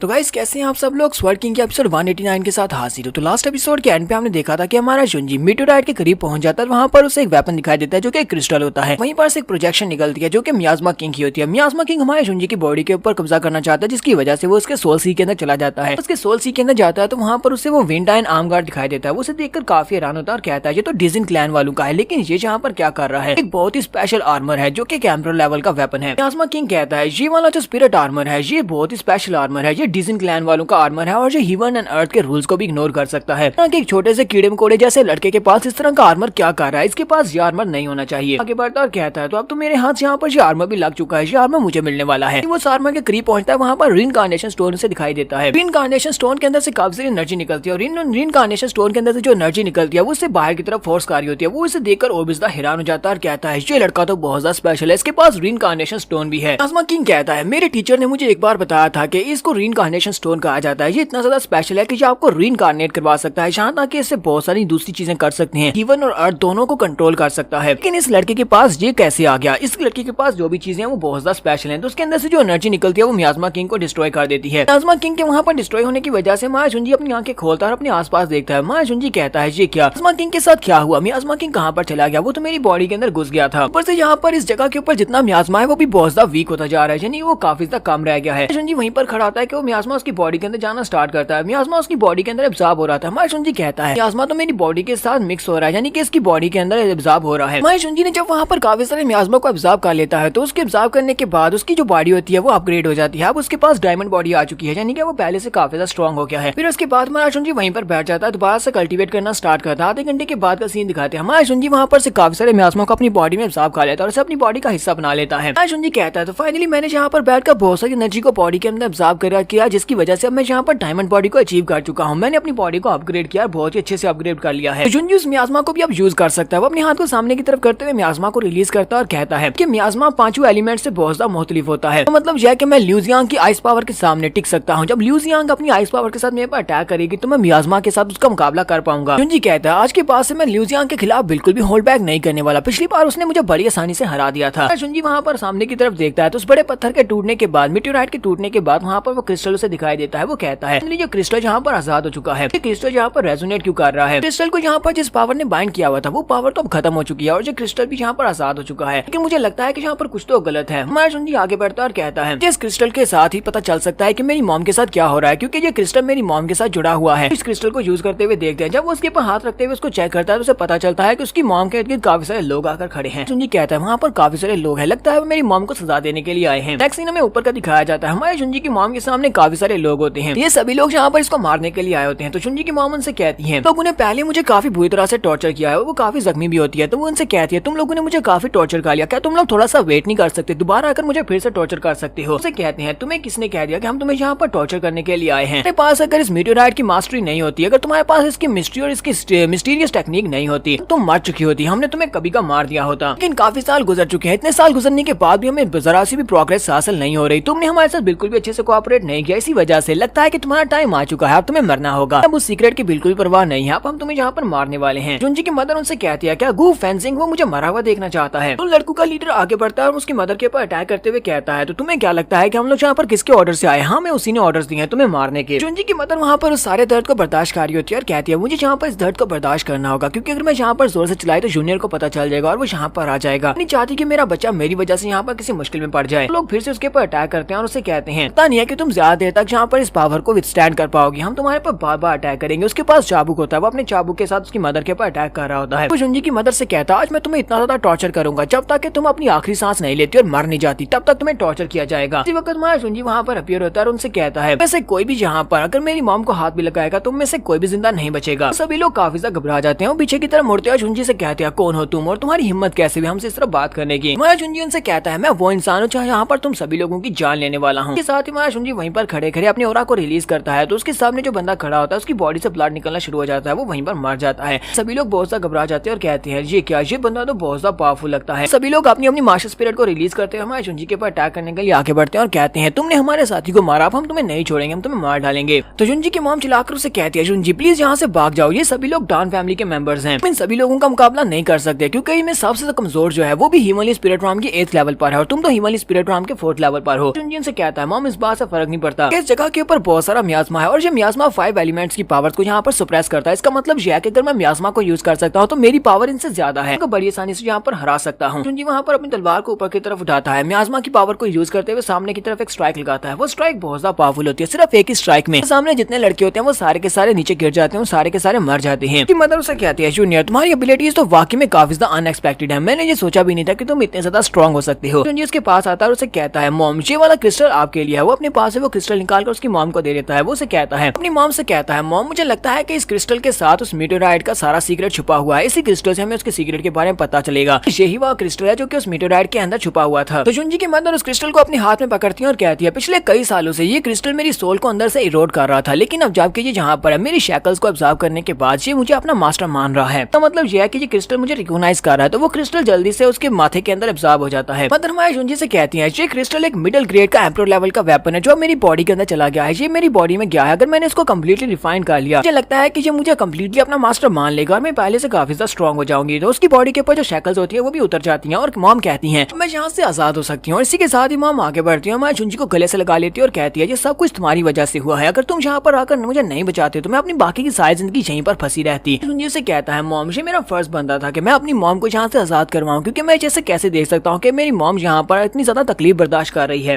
हमारा जुंजी अपनी मॉम से कहता है मॉम अब जबकि तुम यहाँ पर इन शक्ल से आजाद हो चुकी हो, लेकिन मुझे नहीं लगता कि तुम इतनी आसानी से इस फालिंग अबीस के अंदर से बाहर निकल पाओगी, तुम्हें यहीं पर रुकना होगा। मॉम से कहती है लेकिन मैं यहाँ से क्यों नहीं जा सकती अब जबकि मैं यहाँ से आजाद हो चुकी हूँ। जुंजी से कहता है मदर अगर तुमने इस जगह को छोड़ दिया बहुत ही जल्दी एंशिएंट स्टार सेक्टर के लोगों को इस बारे में पता चल जाएगा, जिसकी वजह से यहाँ पर अपरोर मचेगी और बहुत जल्दी यहाँ पर केओस हो जाएगी, लोग तुम्हें ढूंढने पर लग जाएंगे। ऊपर से इतने साल यहाँ पर रहने की वजह से तुम्हारी बॉडी काफी ज्यादा कमजोर हो चुकी है, अगर तुमने इस जगह को छोड़ दिया तो बाहर जाने के बाद तुम ज्यादा देर तक अपने आप को टिका नहीं पाओगी। मैं चाहता हूँ कि तुम यहीं पर रहो, यहीं पर रहकर उस क्रिस्टल को जो कि तुमने अपनी बॉडी में एब्जॉर्ब किया है उसकी एनर्जी को एब्जॉर्ब करो, उसको रिफाइन करो। तो मदर उसे कहती है लड़के लगता है कि तुम यहाँ पर ये चाहते हो कि मैं इस क्रिस्टल को रिफाइन करने के बाद इसकी पावर्स को यूज करते हुए आसपास की स्पेस को सील कर दूं। मैंने इससे को यूज करते हुए आसपास की स्पेस को सील कर दिया, नहीं लगता कि एंशिएंट स्टार सेक्टर के लोग यहाँ पर इस जगह के ऊपर आ पाएंगे और ये वाली जगह एक बंद कमरे की तरह बन जाएगी और यहाँ पर मैं आसानी से बैठकर कल्टीवेट कर पाऊंगी। जुंजी से कहता हाँ मॉम ये सबसे ज्यादा डेंजरस जगह थी, लेकिन अब जो तुम्हारे लिए सबसे ज्यादा सेफेस्ट जगह रहेगी, तो अगर तुमने स्पेस को सील कर दिया तुम यहाँ पर बैठकर कल्टीवेट करोगी। मदर उसे कहती है जूनियर तुम तो वाकई में काफी ज्यादा बड़े हो चुकी हो और काफी समझदार भी हो चुकी हो, जैसा तुमने कहा मैं बिल्कुल वैसे ही करूंगी। जुंजी अपनी मॉम को समझाने के बाद वहाँ से वापस की तरफ मोड़ आता है। जैसे वहाँ जुंजी वापस आता है तो उसका स्पिरिट भी भागता हुआ उसके पास आ जाता है। जुंजी उसे इशारा करते हुए कहता है चुप हो जाओ, अगर तुमने शोर किया तो लोगों को पता चल जाएगा मैं बाहर गया था। जुंजी अपने रूम में वापस आता है तो वो सारी चीजों को अपनी जगह के ऊपर देखकर कहता है लगता है कि यहाँ पर कुछ भी गलत नहीं हुआ, जब मैं यहाँ पर नहीं था लगता है कोई भी यहाँ पर नहीं आया। जुंजी कहता है मॉम को आजाद करवाने के दौरान जब मैं मीटेराइट के पास गया था वहाँ पर मियाज़मा किंग की वजह से मियाज़मा को अपनी बॉडी के अंदर एब्जॉर्ब कर पाया हूँ, जिसकी वजह से मियाज़मा काफी ज्यादा मेरी बॉडी के अंदर जमा हो चुका है। मैं सारे के सारे को रिफाइन कर लूं और अच्छे से इसको यूज करना सीख लूं तो मुझे लगता है कि मैं हिमालय स्पिरिट राम के 9th लेवल के बंदे को भी आसानी से मार पाऊंगा। जुंजी कहता है मैंने अभी तक इसको कम्प्लीटली मास्टर नहीं किया, तो यहाँ पर बैठकर इसको रिफाइन करते हैं। हमारा जुंजी वहीं पर बैठ जाता है, दोबारा से उस ओरा को रिफाइन करना स्टार्ट करता है। जुंजी कहता है 6 बड़ी फैमिलीज का कंपटीशन बहुत ही जल्दी स्टार्ट होने वाला है और जब वो कंपटीशन स्टार्ट होगा वहाँ पर फाइट होगी और वहाँ पर सभी लोगों की जिंदगी उनके अपने हाथ में होगी, किस्मत वहाँ पर कुछ भी नहीं कर सकती, कोई भी कहीं से भी निकलकर हमें मार सकता है। नेक्स्ट सीन हमें 4 दिन के बाद का दिखाया जाता है। 4 दिन के बाद एक बिल्डिंग जिसको वेंजिंग बिल्डिंग कहा जाता है, उसके सामने एक स्टोन होता है जिसको वेंजिंग स्टोन कहा जाता है। वेंजिंग बिल्डिंग में ये सभी लोगों को बुलाया गया होता है जितने लोग इस कंपटीशन में हिस्सा लेने वाले हैं और उनके साथ जो भी एल्डर्स और उनके दोस्त आए हुए हैं उन सभी को वहाँ पर बुलाया जाता है। वो सभी लोग वहाँ पर पहुंचते हैं और कहते हैं